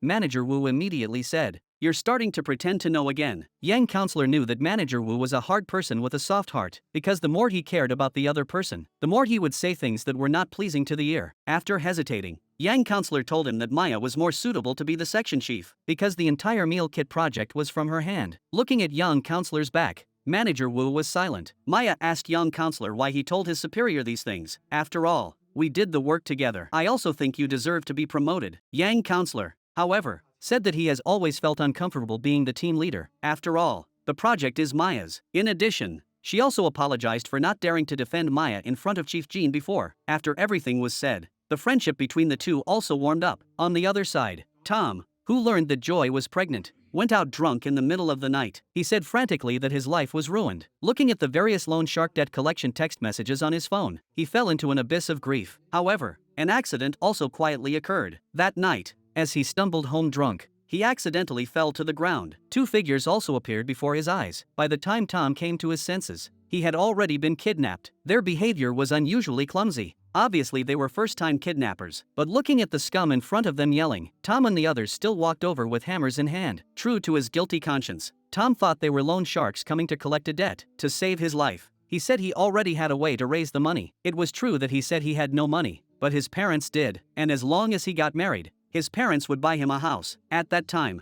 he would definitely be the first to turn the house into cash to pay back the debt. In this way, Tom was released, and the kidnappers who kidnapped him were Jack's two friends who owned the fried chicken restaurants. Jack's move was to speed up the pace of Tom and Joy getting married, so Maya can be free from the scum and have true happiness. Sure enough, Tom hurried home and tentatively asked his mother, "After I get married, will you definitely buy me a house? If you can you buy it now?" Unexpectedly, his mother said, "You've only bought me red sweaters since you were little. If you want a house, you have to give me a grandson now." Tom had no choice but to go to Joy's house, which he despised, and apologize. He said what he said was a bit too much, but that's how men are. Unexpectedly, Joy Jing was solemn and thought that Maya had really changed a lot, because even if she said she was pregnant, she didn't want to talk to her. Recalling that day, Maya Joy still couldn't help but feel a little scared when she heard Tom say that Maya was inherently fragile, and was even more hurt and frightened after learning that her boyfriend had cheated on her with her best friend. Plus, her best friend was pregnant with her boyfriend's child. So naturally her mood was at an all-time low. Joy still couldn't smile, because she was the only one who knew that no matter how outrageous or bottomless Maya's actions had been in the past, Maya would always forgive her with magnanimity and understand her. But this time, the two best friends obviously could not go back to the way things were. Watching Joy, who was overwhelmed by doubt and anger, Tom told her with brazen arrogance that she should forget Maya now, that we have all let her go, and then we can rebuild a new family. Listening to Tom's insincere promise, Joy, who had no way out, was actually moved. She immediately started posting online to find pregnancy test sticks and ultrasound pictures. She tried to use this to turn her fake pregnancy into a real one and take Maya's everything for herself. At this moment, Joy, who had planned everything, had no idea that Maya had known for a long time that she was faking her pregnancy, because when she had married Tom in her previous life, the doctor had made it clear that Tom could never get a woman pregnant. But in any case, the scumbag had already gotten together, and Maya celebrated with Yang counselor and Lucy at Enho's shop, and Enho's overflowing love for Maya was also captured by Lucy. Meanwhile, Manager Wu told Jack that Grandpa's instant cooking packet project proposal was indeed Maya's work, and Maya was indeed the victim in this corporate infidelity scandal. Out of curiosity, what kind of woman could make Jack so infatuated? Grandpa secretly asked Maya to come to his home. He asked Maya if she had encountered any difficulties recently. It seems that there are also many people who are difficult to approach, but Maya said that one must face up to difficulties even if they are bound to happen. There aren't many difficult people to get along with, but there are many strong people. Maya was called over by her grandfather. According to the aunt at home, Jack hurried there in a panic, but when he entered the door, he found Maya chatting with her grandfather. Then Maya was taken by Jack to the back garden, because now he could hardly resist doing what he wanted to do. Jack even started to teach Maya how to shoot. The moment their bodies lightly touched, Maya's heartbeat quickened. That night, because it was Christmas, Maya made a big table of food for Lucy, and then went on a date with Enho, set up by Lucy. Enho, who usually doesn't drive much, was obviously rusty. To make the date a success, Lucy even laughed and said she had a date that night. But after Enho and Maya went out, she immediately went and lay on the sofa complaining that she was still single. Suddenly Lucy was startled by a noise, and turned her head. She actually saw her brother sitting there eating ice cream in the middle of winter. Her brother's fierce appearance obviously showed his jealousy. Thinking about the fact that it was her brother who had asked to set Enho up with Maya, Lucy was instantly full of confusion. Soon Jack held up his ice cream and handed it to her. With a fierce look, telling her to just eat it. But then she heard Lucy say that Maya seemed to dream of being able to spend Christmas at home, with shiny light bulbs and gifts under the Christmas tree. Jack didn't say anything, but he took all this to heart. Meanwhile, Enho and Maya went to the ice rink and had a great time. But even though Maya was happy when she was with Enho, Jack was always on her mind. It was then that she realized she was truly in love with Jack. That night, Maya told Enho she was happy to have reunited with him and that she would always be his best friend. Enho understood that the words written in Maya's left hand were not from her, and accepted everything with an open heart. After they parted, Maya had just reached her front door when she heard someone sneeze. Jack had actually been waiting outside her door all night. He had also heard Maya's entire conversation with Enho, because she had something to say to Jack. Maya was invited into his home. Looking at the Christmas tree decorations in the house, Maya's eyes could not help but fill with tears. She confessed that she had gone out on a date with Enho today. Enho also confessed to her, but because there has always been someone else in my heart, I refused Enho, who was very good. Looking at Jack, who was full of affection, Maya lightly put her feet up and kissed him passionately. That day, Maya finally received an invitation to Joy's wedding with her scumbag boyfriend. She hurriedly and happily forwarded the good news to the minister. Unexpectedly, Jack directly shared the news in the company group, and all colleagues were scolding the couple. To avoid further embarrassment, Tom asked the supervisor to delete it. The supervisor, who is always fair and just, actually told him that when an employee gets married, an announcement will be made and a gift will be given, and to encourage team members to attend the wedding, vacation time will be provided, and you will also get vacation time for your honeymoon. The supervisor knew that Jack liked Maya, so he did all this. Although he was a bit surprised, he accepted it. Instead, Tom went home and immediately lost his temper with Joy and his mother, and scolded her for sending the invitation to the company, so that in the future, scum like him would not have the face to go to work in the company. His mother scolded Tom for treating pregnant Joy like that. The more turbulent the days of Tom and Joy were, the more sweet Maya and Jack became, because he had liked Maya for a long time. Jack kissed her passionately and confessed his love. But Jack, who was immersed in happiness, always had the scene of his own car accident in his past flashing through his mind. Even though Maya expressed her deep feelings and said that she wanted to be with Jack, she was still mercilessly kicked out of the house. And the next morning, as soon as Maya arrived at the office, she noticed that Jack wasn't there. Instead, the devalued Jean counselor kept telling the new young counselor to do things. His long-winded manner made anyone want to reach out and slap him. He even shouted that women were trouble and couldn't get anything done. One day he would be reinstated. Maya could see that Chief Young had been silently enduring it. During breaks, she and Lucy discussed the need to point out Jean counselor's attitude problem once and for all. After all, the official personnel appointment had already been announced. But at that moment, Chief Young received a call from her husband. Her husband actually told her that she must be home by 5 p.m. because her workday ended at 6 p.m. And now that she had been promoted, Chief Young was in a difficult situation. She didn't know that Maya had seen it all. Maya couldn't help but think of Tom's arrogance from her past life. She immediately gave Chief Young advice, telling her to seek help from her parents. Maya reminded Chief Yang that there was a limit to being considerate. Otherwise, if you are considerate to the bad guys, they will not only not know, but will also take advantage of you. When passing by the office, Maya asked Chief Yan why Jack wasn't at work. Unexpectedly, she was told that he had a bad cold and was sick and had asked for leave. Out of concern, Maya hurried home to prepare the ingredients for congee. As she busied herself quietly, her thoughts also returned to the past. At that time, she made congee for the sick Tom to drink, but instead received a cold snub. Soon, Maya stood in front of Jack's door with a worried heart, but after ringing the doorbell, there was no answer. She was about to turn around and leave when she heard a kitten inside screaming miserably. Maya remembered that Jack had once told her the house code. Sure enough, she managed to open the door with her memory. She saw Jack lying on the ground in a daze, with a fever on his forehead. She was anxious to help Jack go to the hospital for a checkup, but she was stopped. Jack asked Maya in a daze, "Do you still feel uneasy?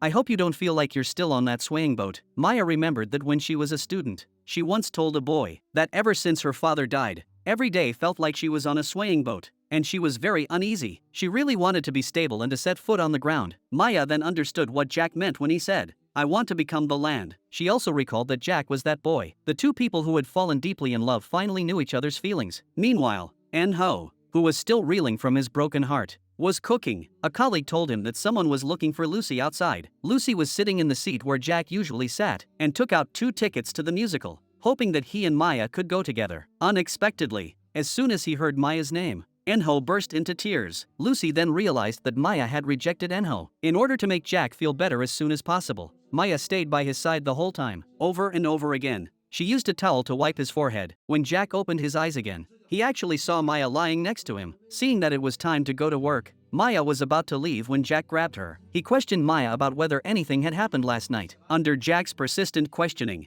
Maya confessed.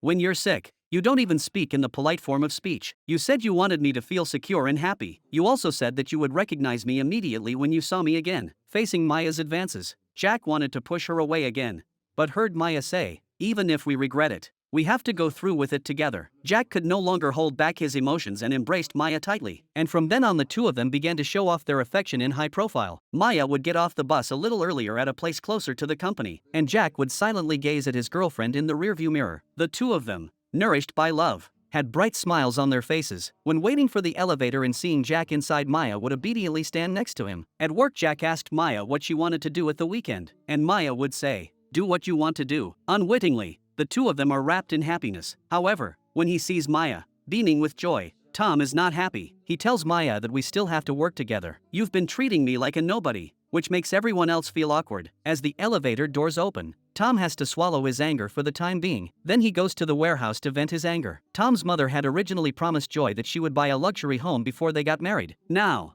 however, it has suddenly turned into a rental for them to live in. Joy's face gradually turns red when she hears this, but in order to successfully marry Tom, she had to keep smiling. However, the scary thing was that Tom exploded on the spot, and that wasn't all. Joy wanted to go to Hawaii for her honeymoon with Tom, but her mother-in-law said that it was not good for pregnant women to fly, and forced them to just have fun domestically. What made Joy even more unacceptable was that her mother-in-law chose the smallest and most simple wedding dress shop. She picked and chose without regard for Joy's preferences, and finally chose the most rustic wedding dress, and the wedding invitations were not even the slightest bit thoughtful. Joy just vented her anger on Tom. Joy, who was utterly disappointed in Tom at the moment, was oblivious. Tom's attitude had already decided everything when she first met her mother-in-law. At that time, Tom's mother knew that Joy and Maya worked in the same group. She asked Tom why he always wanted to marry a female colleague. How embarrassing, after all. He had messed up before. After realizing that her son was also helpless, his mother fortunately said that she didn't want Tom to get married like this in the first place. But Joy, you at least graduated from a Korean university, so you can settle for that. Obviously, Joy was instantly puzzled, but Tom casually lied that Joy graduated from business studies. She is smart and can do things well, and she will go to work after giving birth. Seeing this, Tom's mother asked Joy, "Did your father used to do business?"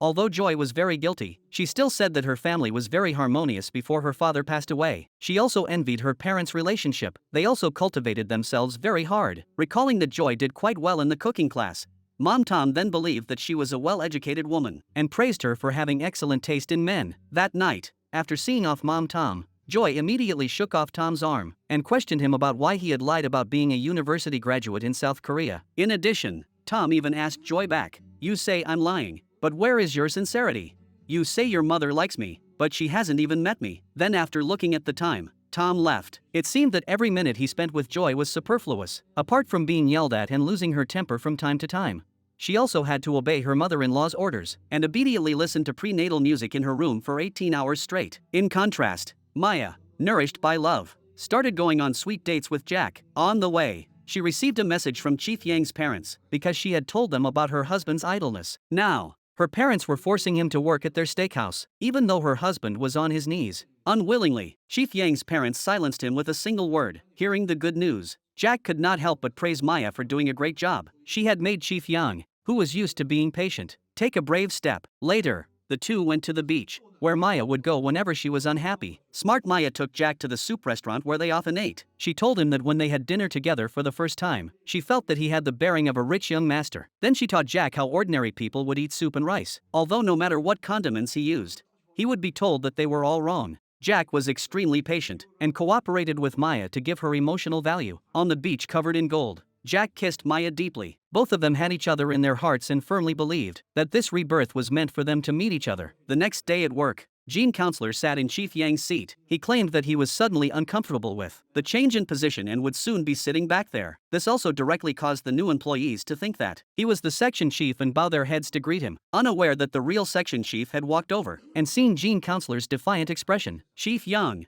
who had wanted to tolerate it, was encouraged by Maya to stand up for himself for once. When Gene Counselor heard what Chief Yang had said, he immediately became afraid. As a party was being held to celebrate young Counselor's promotion, Tom suddenly performed a juggling act with a bottle. Like a clown, he was instantly overcome with embarrassment when he saw the silent crowd. Hearing Chief Yang's father affectionately call Chief Yang Princess, Maya couldn't help but think of her late father watching over Jack. She then realized how happy she was to be firmly planted on the ground. Soon Manager Wu arrived late. He had just parked his car when he turned around and saw Chief Yang's husband acting intimately with a woman. The man even let his lover go in first. Looking guilty, he really wanted to say something, but remained silent. Seeing Manager Wu here was a surprise. Lucy asked Chief Yang anxiously why the supervisor was here. Chief Yang said he had invited him. Lucy was even more puzzled after hearing this. After all, the manager was notorious for being unfeeling. After dinner, the manager showed Grandpa photos of Jack and Maya on a date, and told him that it was the first time he had seen Jack smile so happily, and finally look like a real person. Grandpa was full of relief after hearing this. Jack and Maya snuggled together, and heard that it was Jack who posted Tom and Joy's wedding invitation to the company group, and Maya felt incredibly secure in her heart. For the first time,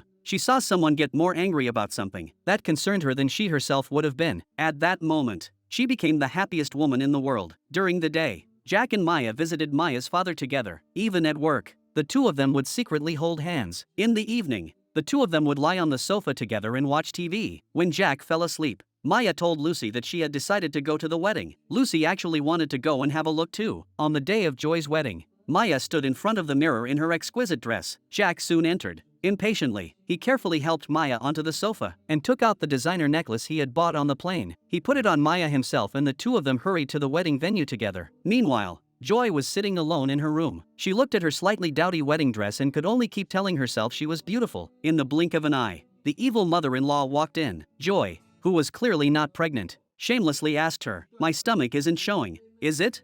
Although she felt very guilty, Joy could only say that they would be there soon. But the next second, the photographer came in. Because she saw Tom's mother wearing a pink dress, she thought she was the mother of the bride. After the misunderstanding was cleared up, Tom's mother shamelessly wanted to take a photo with Joy. Strangely, she deliberately pressed the hem of her dress against Joy's wedding dress, even though the photographer kindly reminded her. She insisted on doing so, and said she was afraid that Joy's stomach would stick out. Luckily, Joy's mother came in right after. As soon as she entered the door, she said she was late because of traffic jams, since she had always lived in Busan. She then awkwardly complimented Joy on how beautiful she really was. After Tom's mother left, Joy asked her mother to call her auntie. She also asked her why she was late, even though she had told her the time. Suddenly, a whistle sounded, and as he watched, the assistant opened the car door. Eula slowly walked out of it. As soon as she got in, she called out Tom's name. It was clear that Eula wanted Tom to do something important. Meanwhile, Jack was practicing boxing with his best friend in the gym. Maya couldn't hold back her emotions and walked over. She really wanted to take a long look at Jack. Unexpectedly, Jack, who had sensed something, noticed her. The two of them, who were looking at each other, had thoughts in their eyes. It was also the gap in Jack's distraction when his best friend knocked him out. Maya left in a panic. She went to her father's grave. It was full of sweet photos of her and Jack. Looking at these photos, Maya couldn't help but cry. That day, Maya cried her heart out, apologizing to her father over and over again for being such a stupid daughter. After calming down a bit, she drove home in silence. Maya, who was immersed in her grief, never expected that a large truck had been waiting in the distance for a long time. As the phone rang, the truck driver also received an order. After hanging up the phone, the driver put on leather gloves and prepared to do something big. Soon, Maya drove to an intersection. The truck also turned on its headlights and stepped on the accelerator. But even though she knew that the person coming from the opposite direction was not a good guy, Maya could only sit stupidly in the car. She tried hard to tilt her head to try to avoid the blinding lights. Before she could react, Jack drove up. 6 days before Jack's accident, Eula suddenly approached Tom and told him Maya had stolen her fiancé. To verify Eula's words, Tom called Joy to confirm whether the information about Jack's background and his relationship with Maya had been sent by Eula. After getting a positive reply, Tom looked disdainful. He thought Eula was just upset because she had lost her man. But what use was it to come to him? The struggle between the powerful is of no concern to an employee. Who knew that Eula would start to mock Tom? He is a complete loser. As expected, Tom was completely enraged. He warned Eula that even a mosquito bite can bleed. Strangely, Eula gave a sly smile. She told Tom without any reservation that she saw the woman who seduced her man doing well. She felt aggrieved, and someone of her status could not stand this kind of aggrieved. After Eula's seductive speech, Tom was clearly tempted. He was eager to know what he needed to do. Unexpectedly, Eula retreated and asked her assistant to give Tom a business card, and told him to come back when he had thought about it. Looking at the phone number on the card, Tom's murderous intent flared up instantly. As soon as he got to work the next day, he took advantage of Maya being alone and barged into the elevator. After the elevator door closed, Tom pressed Maya against the corner. He questioned her about how she knew that the cowardly-looking Jack was the company's heir, and how she hooked up with him. Was it because they had a connection the day he proposed?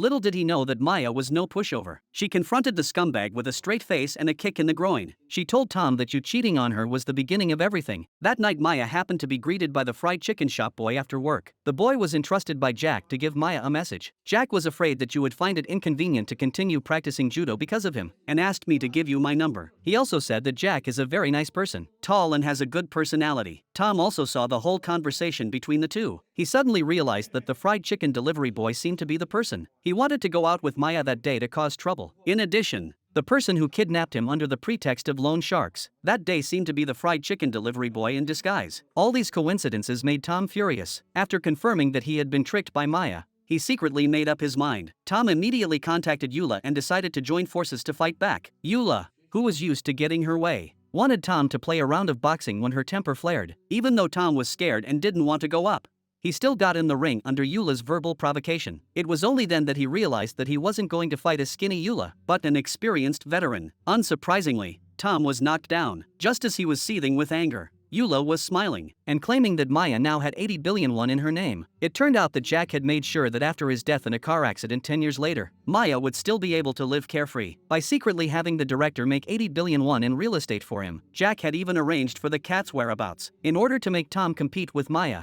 Eula directly took out 2 boxes of banknotes, promising that if Maya dies, he will get 100 times more than this. Obviously, Tom was very shocked by this and didn't even dare to think about what 100 times is. Eula, who realized what was going on, no longer hid it. Maya and Joy are not just like sisters, they can be said to be real sisters. Looking at the photo of herself and her father, she recalled that her birth mother disappeared for more than 10 years and then returned just for her money. Her beloved Jack is also deeply involved with Eula. Maya once again fell into a deep sense of helplessness. She had no idea that Tom had already started his revenge. Tom took the money Eula had given him and showed it to Joy. He then said that Maya now had 80 billion in her hands, but once she died, that money would go to her only mother, and at that time, we could also get a share of it. Worried that Maya's mother would not pay, Joy frowned, but Tom directly confessed and asked her, "Isn't your father still alive? Didn't Maya's mother run away with your father?" As expected, because of the loan sharks, Joy's father's small shop was almost destroyed. Maya's birth mother also hid in the corner and didn't dare come out. After waiting for those people to leave, Joy directly shouted out to the two of them. Then he took out a box of banknotes and told them that as long as they killed Maya, this poor life would be over, and there was someone who could help with the good end. At the same time, Jack took out the transfer agreement for the shares of the female Kelly Travel of Cloud Air. Jack promised that if Eula let Maya go, he would give her absolute control over the shares. However, faced with the temptation of 4 trillion won, Eula remained unmoved. She sincerely wanted to marry Jack and live their separate lives. But at that moment, there was a strange noise from Eula's bedroom. Jack went in but found nothing. After being teased by Eula, he angrily left. Jack tore up the share transfer agreement and then called his supervisor to ask for help with something. Eula turned to the bedroom and found Tom. To vent his anger, Eula once again urged Tom to kill Ziyuan. As for the aftermath, she would take full responsibility. After a night of passion, Tom fell completely into Eula's gentle embrace. He also informed Joy in detail about every step of the murder, thus arranging for Joy's father and Maya's biological mother to jointly kill Maya. As for the date of the murder, it was set for the day of Maya's father's sacrifice. The supervisor who closely monitored Eula soon discovered something unusual. He quickly called Jack and told him Maya's birth mother had illegally borrowed a dump truck, and if Maya died,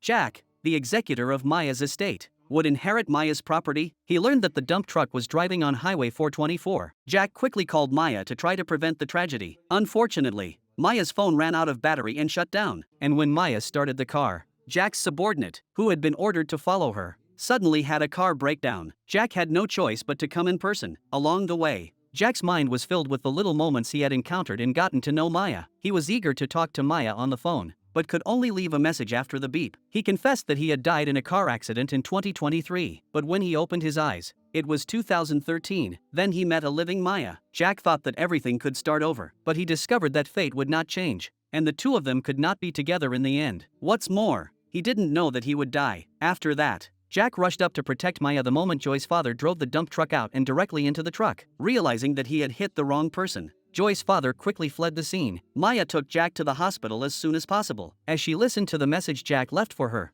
her eyes gradually became blurred. Maya's biological mother anxiously waited for news from Joy's father. Money was all she cared about, and she didn't care at all whether Maya was really dead. Learning that Ziyuan was killed by failure, Joy instantly became enraged. As a child, Joy saw her father hugging an aunt on the street because he was so lonely. The man muttered that he would never recognize his own daughter again. Joy had a terrible thought in an instant. She remembered that the aunt also had a biological daughter. The young Joy even took the initiative to secretly steal Maya's wallet while she was asleep on the bus. Then, when Maya was teased by the proprietress of the snack bar for not having any money to buy things because she was poor, and the proprietress said, "You can tell she has no mother," Joy quickly lent a hand and handed Maya her wallet. Maya completely regarded Joy as her best friend and invited her to her house every weekend to play. But every time Maya's father came to pick her up, he would turn on the electric blanket in advance because he was worried that his daughter would catch a cold. When he left, he would always give Maya an unspent allowance, trying to make up for the lack of fatherly love in this way. Joy felt even more uncomfortable. She really couldn't figure out why, after Maya's mother had seduced her father, Maya can still live such a happy and blissful life with her father. It seems that she has never lost anything, while she has neither the love of her parents nor the love of her grandmother, who blames her for spending too much money on school. It seems that she is the only victim in the storm of her father's infidelity. So, out of jealousy, Joy even began to take revenge on Maya, determined that as long as she is not happy, she can live a good life. In fact, all of this was exposed by Maya. The retribution that belongs to Joy has just begun. Since learning that her father had not succeeded in killing Maya, Joy went crazy and kept smashing things. What made her even more desperate was that her father had abandoned her again. He fled with Maya's mother to avoid punishment. Eula naturally knew that it was important to do a good job at this moment. She asked Tom, who had served her all night, to go home and keep Joy company. However, Joy, who was overwhelmed by anger at the moment, was full of blame in her mind. She was convinced that everything was Maya's fault. At the same time, knowing that Jack had had a car accident, Grandpa, the supervisor and Lucy all panicked and rushed over. She recalled Jack's message to her before he died. What's supposed to happen has just happened. Maya was convinced that Jack would be fine. It was then that she saw the manager being called out by his subordinate. The two of them looked hurried, as if there was something important to discuss. The subordinate told the manager that the driver who hit Jack was Joy's father. Maya, who had heard everything, finally understood. It turned out that Jack hadn't just had a car accident. Joy had hired someone to kill him, but Jack had traded his life for hers. She just doesn't think Joy has the guts to kill someone. There must be someone else behind this. In talking with her supervisor, Maya learns that Jack has quietly made $80 billion in real estate for himself. But while her lover, who only thinks of himself, lies in the emergency room, his life hanging in the balance, her best friend, who has always wanted to take everything from her, is at large. Maya secretly decides to take revenge for the minister she is today and the person she was in a previous life. The emergency treatment is soon over. The doctor says that Jack's awakening is up to fate. Maya took this opportunity to call the frightened Joy. The two met at the amusement park. Maya asked Joy if she really couldn't let her go. Why did she want to kill someone? Was it just for money? Joy was still playing dumb even though things had come to this. She even blamed Maya for her miscarriage. Maya could no longer hold back her anger. She said that Tom would never be able to get a woman pregnant. Maya grabbed Joy's neck. She really didn't understand why Joy was targeting her. Unexpectedly, Joy told her that she couldn't possibly make her happy. Joy blamed Maya because it was her own grandmother who disliked her and her father abandoned her. But you grew up happily in your father's arms. This is unfair. Seeing that Joy was about to turn around and leave, Maya grabbed her and confessed everything. It turned out that she had long known about her mother's affair with Joy's father. It was also because of this that she had always felt very fortunate that Joy didn't know about it and wasn't sad about it. Maya remembered when they first became friends. Joy had said that her father had been dead for 2 years, and she had even threatened that her father loved her very much. Maya knew that it was a lie but didn't expose it. When school let out, she saw Joy walking home in the rain because she didn't have an umbrella. Maya would kindly hold the umbrella for her, and even if the umbrella was blown away, the two of them would happily walk home in the rain together. Maya was convinced that she would become happy and joyful with Joy, even when she was bullied in high school. She never suspected that it was Joy who was behind it. In the last moments of her life, Maya also regarded Joy as the most important person. She hoped that she would always be happy. However, when she heard Maya's words, Joy looked at her with disdain. She cursed Maya for always pretending to be kind. As a result, she took all the benefits. For example, she dumped the scum Tom on her, but then she turned around and started dating Jack. As she listened to Maya's creepy words, Joy gradually became panicked and scared. Maya was determined to transfer her miserable fate from her past life to Joy's. That day, Maya, who was once again standing by Jack's hospital bed, hadn't even had time to calm down when she received a text message from Chief Young. She asked Maya to meet her and said that her husband was having an affair, recalling that in her previous life, she had been killed by Tom, who was having an affair.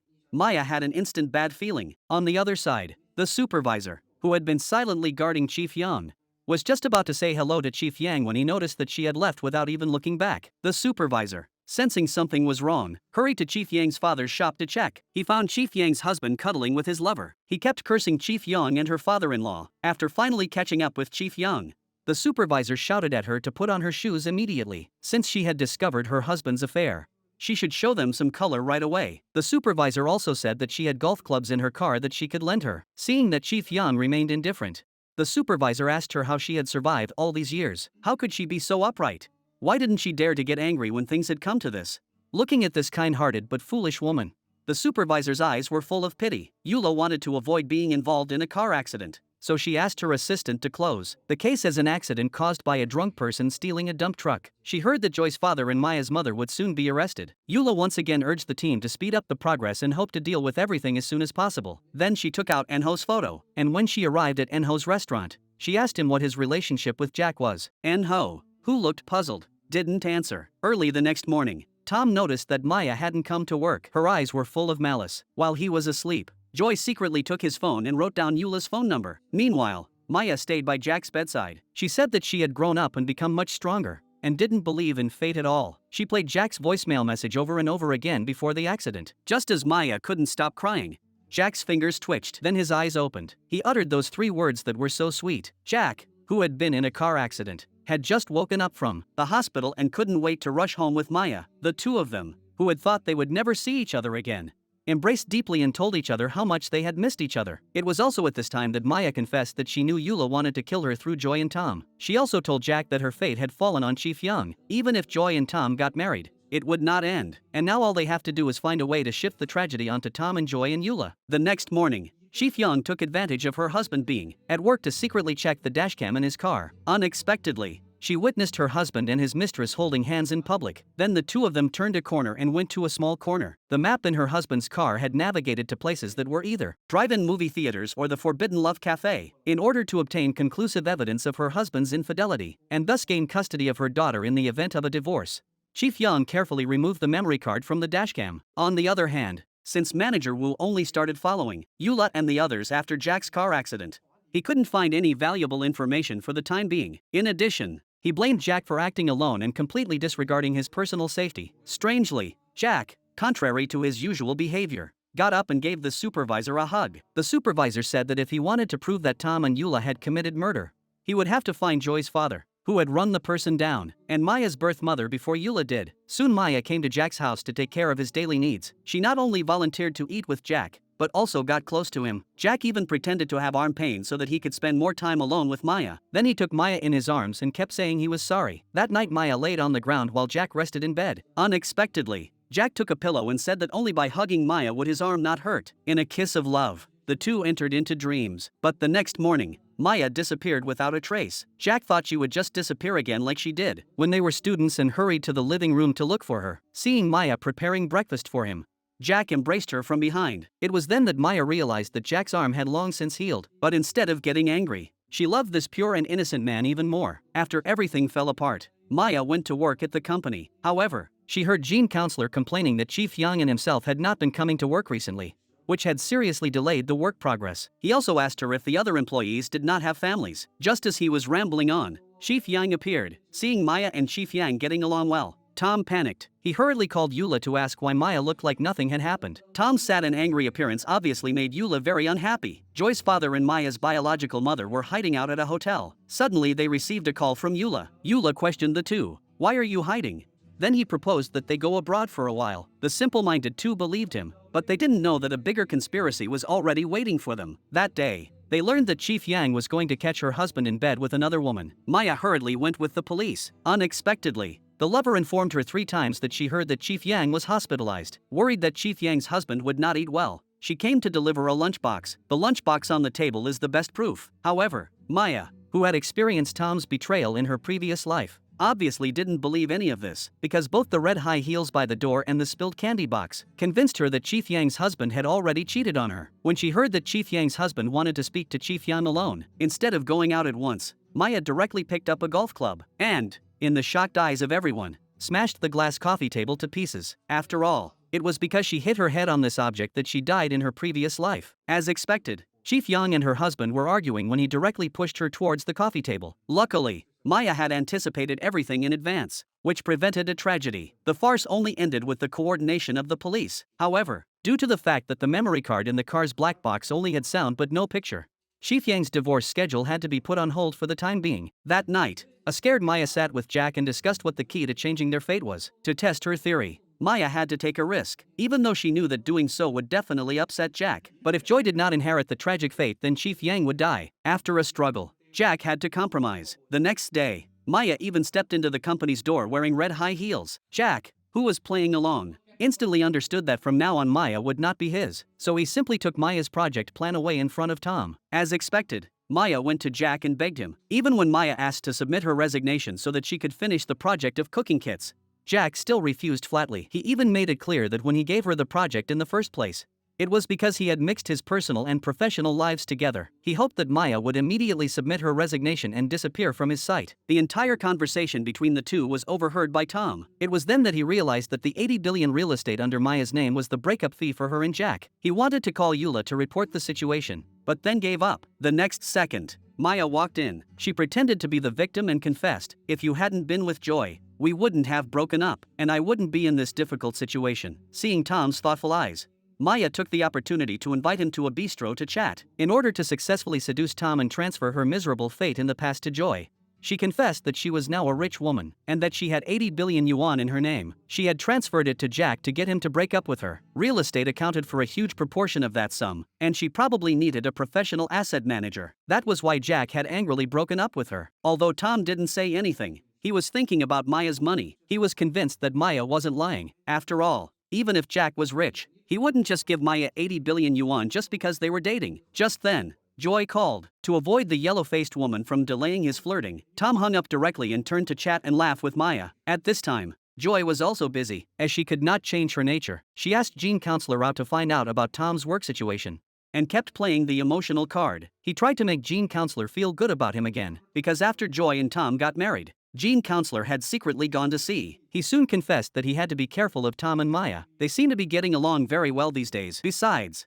they were in love for 7 years. Joy was on pins and needles that night because of these words. Her mind was filled with sweet scenes of Maya and Tom from the past. As expected, Tom heard from Maya that she was still in love with him. Tom actually delusionally believed that Maya was still in love with him. After hearing Maya ask if she knew who the person was who drove the dump truck the day of the accident, Tom became visibly flustered, and to avoid arousing Tom's suspicions, Maya confessed that she didn't know why Joy wanted to kill her, and that Jack had been stalking her since their breakup. Otherwise he wouldn't have suddenly appeared during the car accident. Maya then pretended to be the victim, saying that she felt like she was being watched all the time and was scared. Hearing this, Tom really let his guard down. Maya said that Jack had caused the car accident because of her, and that she didn't want to get back together with him. "He even wanted me to quit my job." Hearing this, Tom was shocked. He secretly agreed that Maya had made the right decision by taking the 80 billion and breaking up with Jack. After all, Maya was not cut out to be a rich young wife, and if Maya had 80 billion, he couldn't kill her, because if she died, the money would have to be divided among those close to her, such as her birth mother. Maya reminded Tom that Joy was a very scary woman. She hoped that Tom would come back to her again. Faced with the rich woman throwing herself at him, how could Tom miss the opportunity? He simply took Maya in his arms, and this was exactly what Maya wanted. Unfortunately, this scene was also witnessed by Jack, who had arrived. Jack didn't say anything, but turned around and got out of the car. He opened the door for Maya to get out and gave her a big hug. He said that if he didn't hug Maya back, he wouldn't be able to think normally. After calming down, Jack told Maya that it seemed that Tom really regretted the mistake he had made. Maya, who had a light heart, did not agree and firmly believed that Tom was probably plotting against her money at the moment. Sure enough, as soon as Tom arrived home, he called Eula and claimed that everything had become easier. Maya seemed to be unaware that she had been involved in the car accident. So now, as long as Maya's birth mother and Joy's father were dealt with, Maya would come back to him of her own accord. As for the company and Jack, you can do whatever you want with them. Eula, who had pretended to agree, hung up the phone. However, she then told her assistant that Tom had underestimated Maya. After all, men don't guard against the women they've slept with. Eula then asked her assistant to kill Joy's father and Maya's biological mother. At this point, Tom proposed divorce to Joy. After all, they had no children and their relationship was not deep. Being together was not good for either of them. In addition, he asked Joy if she could still not get in touch with your father. Joy said that her father had met Maya. Tom was obviously a little panicked after hearing this. However, he still claimed that he had only met Maya at the company. Joy,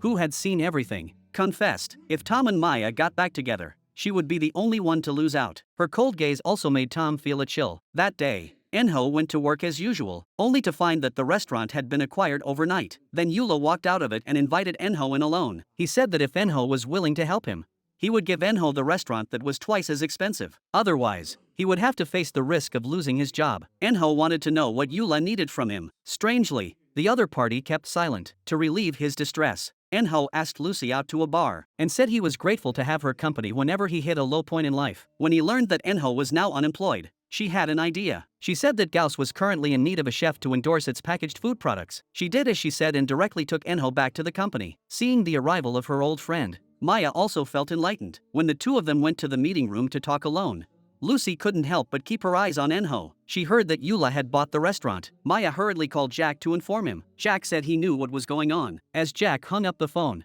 Eula's assistant suddenly appeared in front of him. Jack bluntly gave him two choices. One was to do him a favor, and the other was to suffer the consequences with Eula. The assistant was naturally not stupid. Knowing that Jack's abilities far surpassed Eula's, he actually decided to turn against him. Meanwhile, Maya was quietly at work when she suddenly received a call from Tom. He looked at Maya with a lecherous expression on his face and kept talking about how he missed her. He also asked Maya out for dinner that night to start over. Seeing that she had hooked a fish, Maya gladly agreed. Maya took the opportunity to take out her red high heels. Unexpectedly, Jack called at that moment and said that Tom already had another woman. In order to successfully get back at Tom, Jack asked Eula's assistant to buy Eula a pair of shoes, which were the familiar red high heels, and also prepared some candies for her. After learning everything, Maya hurriedly called Tom to tell him that they might not be able to have dinner together. When Maya spoke in a strange tone, Tom's face gradually became embarrassed, and he realized that he had been fooled by Maya all along. That night, Eula's assistant, under Eula's instructions, put Maya's biological mother and Joy's father's suicide note in the car, then knocked them out and threw them in. He released poisonous gas to prepare for their deaths. After confirming that everything was in order,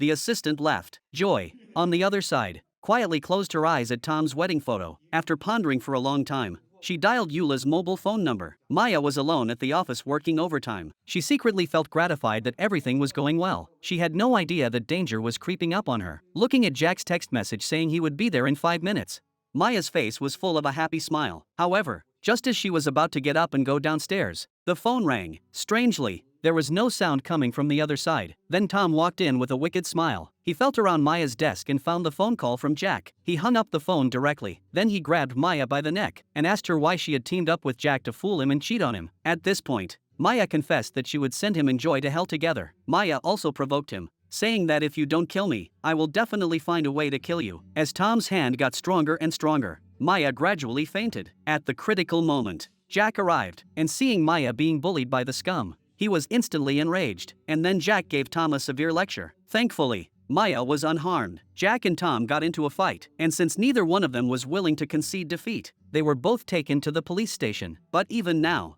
Tom was still saying that Maya was a harmful person, and that Jack was only acting virtuous because of his family's wealth and power. And this completely angered Jack. He didn't want to use his family's power to get even with the villain. After Jack was released from the police station by his supervisor, he volunteered to have Tom permanently fired from the company, and pressured him to immediately repay the loan sharks. When he learned that Maya was now home alone, Jack rushed over immediately. The two embraced deeply, both afraid of losing each other. Meanwhile, Joy had Eula come out. She played the recording of Eula conspiring with her father to kill Maya. Joy wanted to use this to threaten Eula into punishing Tom for cheating on her. In fact, the last thing Eula wanted was to be threatened. But just then, she received a call from Tom. In order to get rid of Joy as soon as possible, Eula reluctantly asked her assistant to release Tom from custody. Worried that Tom would have a negative influence on Eula, her assistant reminded Tom to be careful. But Tom, who was full of himself, couldn't stand being told what to do. He even shouted at his assistant, "You're just a dog by Eula's side," which earned him a beating from the assistant. And soon they were fighting, and soon this reached Eula's ears. Even though Eula and Tom had already had physical contact,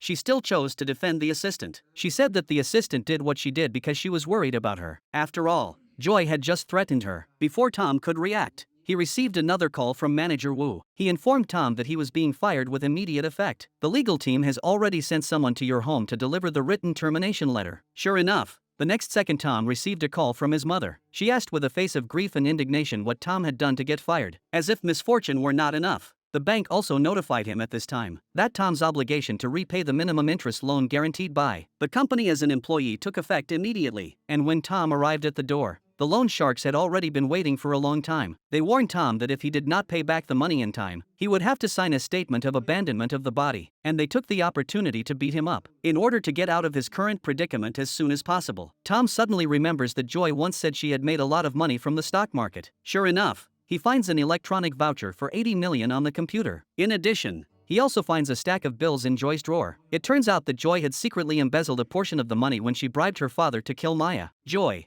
who was kept in the dark about everything, was considering how to destroy Maya and Tom. At that moment, she received a call from Jack. She learned that Tom had asked Joy for a divorce. Jack did not hide it and confessed that Maya and Tom got back together, and that his purpose was to help Joy. He hoped that Joy would sue Tom and Maya for adultery, and that he would provide legal assistance and off-court help, while you, Joy, only need to exercise your rights as a legal spouse. Joy immediately asked Jack what you get by doing this. Jack said he just wants Maya back. Hearing the CEO's words, Joy was furious. She asked Jack why he likes Maya and hates herself. Unexpectedly, she was told that she was a selfish person who would eat away at the people around her like a worm, and neither trusted nor was trusted by anyone. Meanwhile, Chief Yang's husband went to the hospital to cause trouble over the divorce. He threatened that the dashcam footage, which did not show the faces of the people in the car, was not sufficient evidence of his infidelity. Fortunately, Manager Wu arrived in time and, as a lawyer, indicated that he would submit the divorce petition and apply for a protection order to protect Chief Yang, and hoped that he would not make any more futile struggles. After everything was settled, Manager Wu offered Chief Yang his condolences and reminded her to take care of her health. Jack and Joy rushed to Maya's house immediately after their meeting and told her that the company also provides a family insurance policy for employees, covering the spouse and immediate family members. When leaving the company, the employee can decide whether to continue the insurance. Since many employees don't care about this, Jack specifically asked the supervisor to send Tom a notice. As expected, Tom, who only cares about money, was tempted. Joy was also more determined to ruin Tom and Maya because of Jack's actions. Eula also accidentally ate a candy. She also chose the red high heels from the closet. That day, because Joy's father and Maya's biological mother's bodies were not found for a long time, the assistant was afraid that Eula would get into trouble and suggested that she go abroad to avoid the storm. Unexpectedly, Eula, who was getting more and more aggressive, decided to win over Jack's grandfather, so as to more specifically ruin Jack and Maya. But just as she and Grandpa were happily playing chess, Jack and Maya walked in. Jack claimed that from now on, he and Maya would be in a formal relationship. Originally, Grandpa thought the two had a big background gap and wanted to object. Moreover, he found out that Jack had given Maya 80 billion in real estate. Unexpectedly, Maya said that she had scolded Jack severely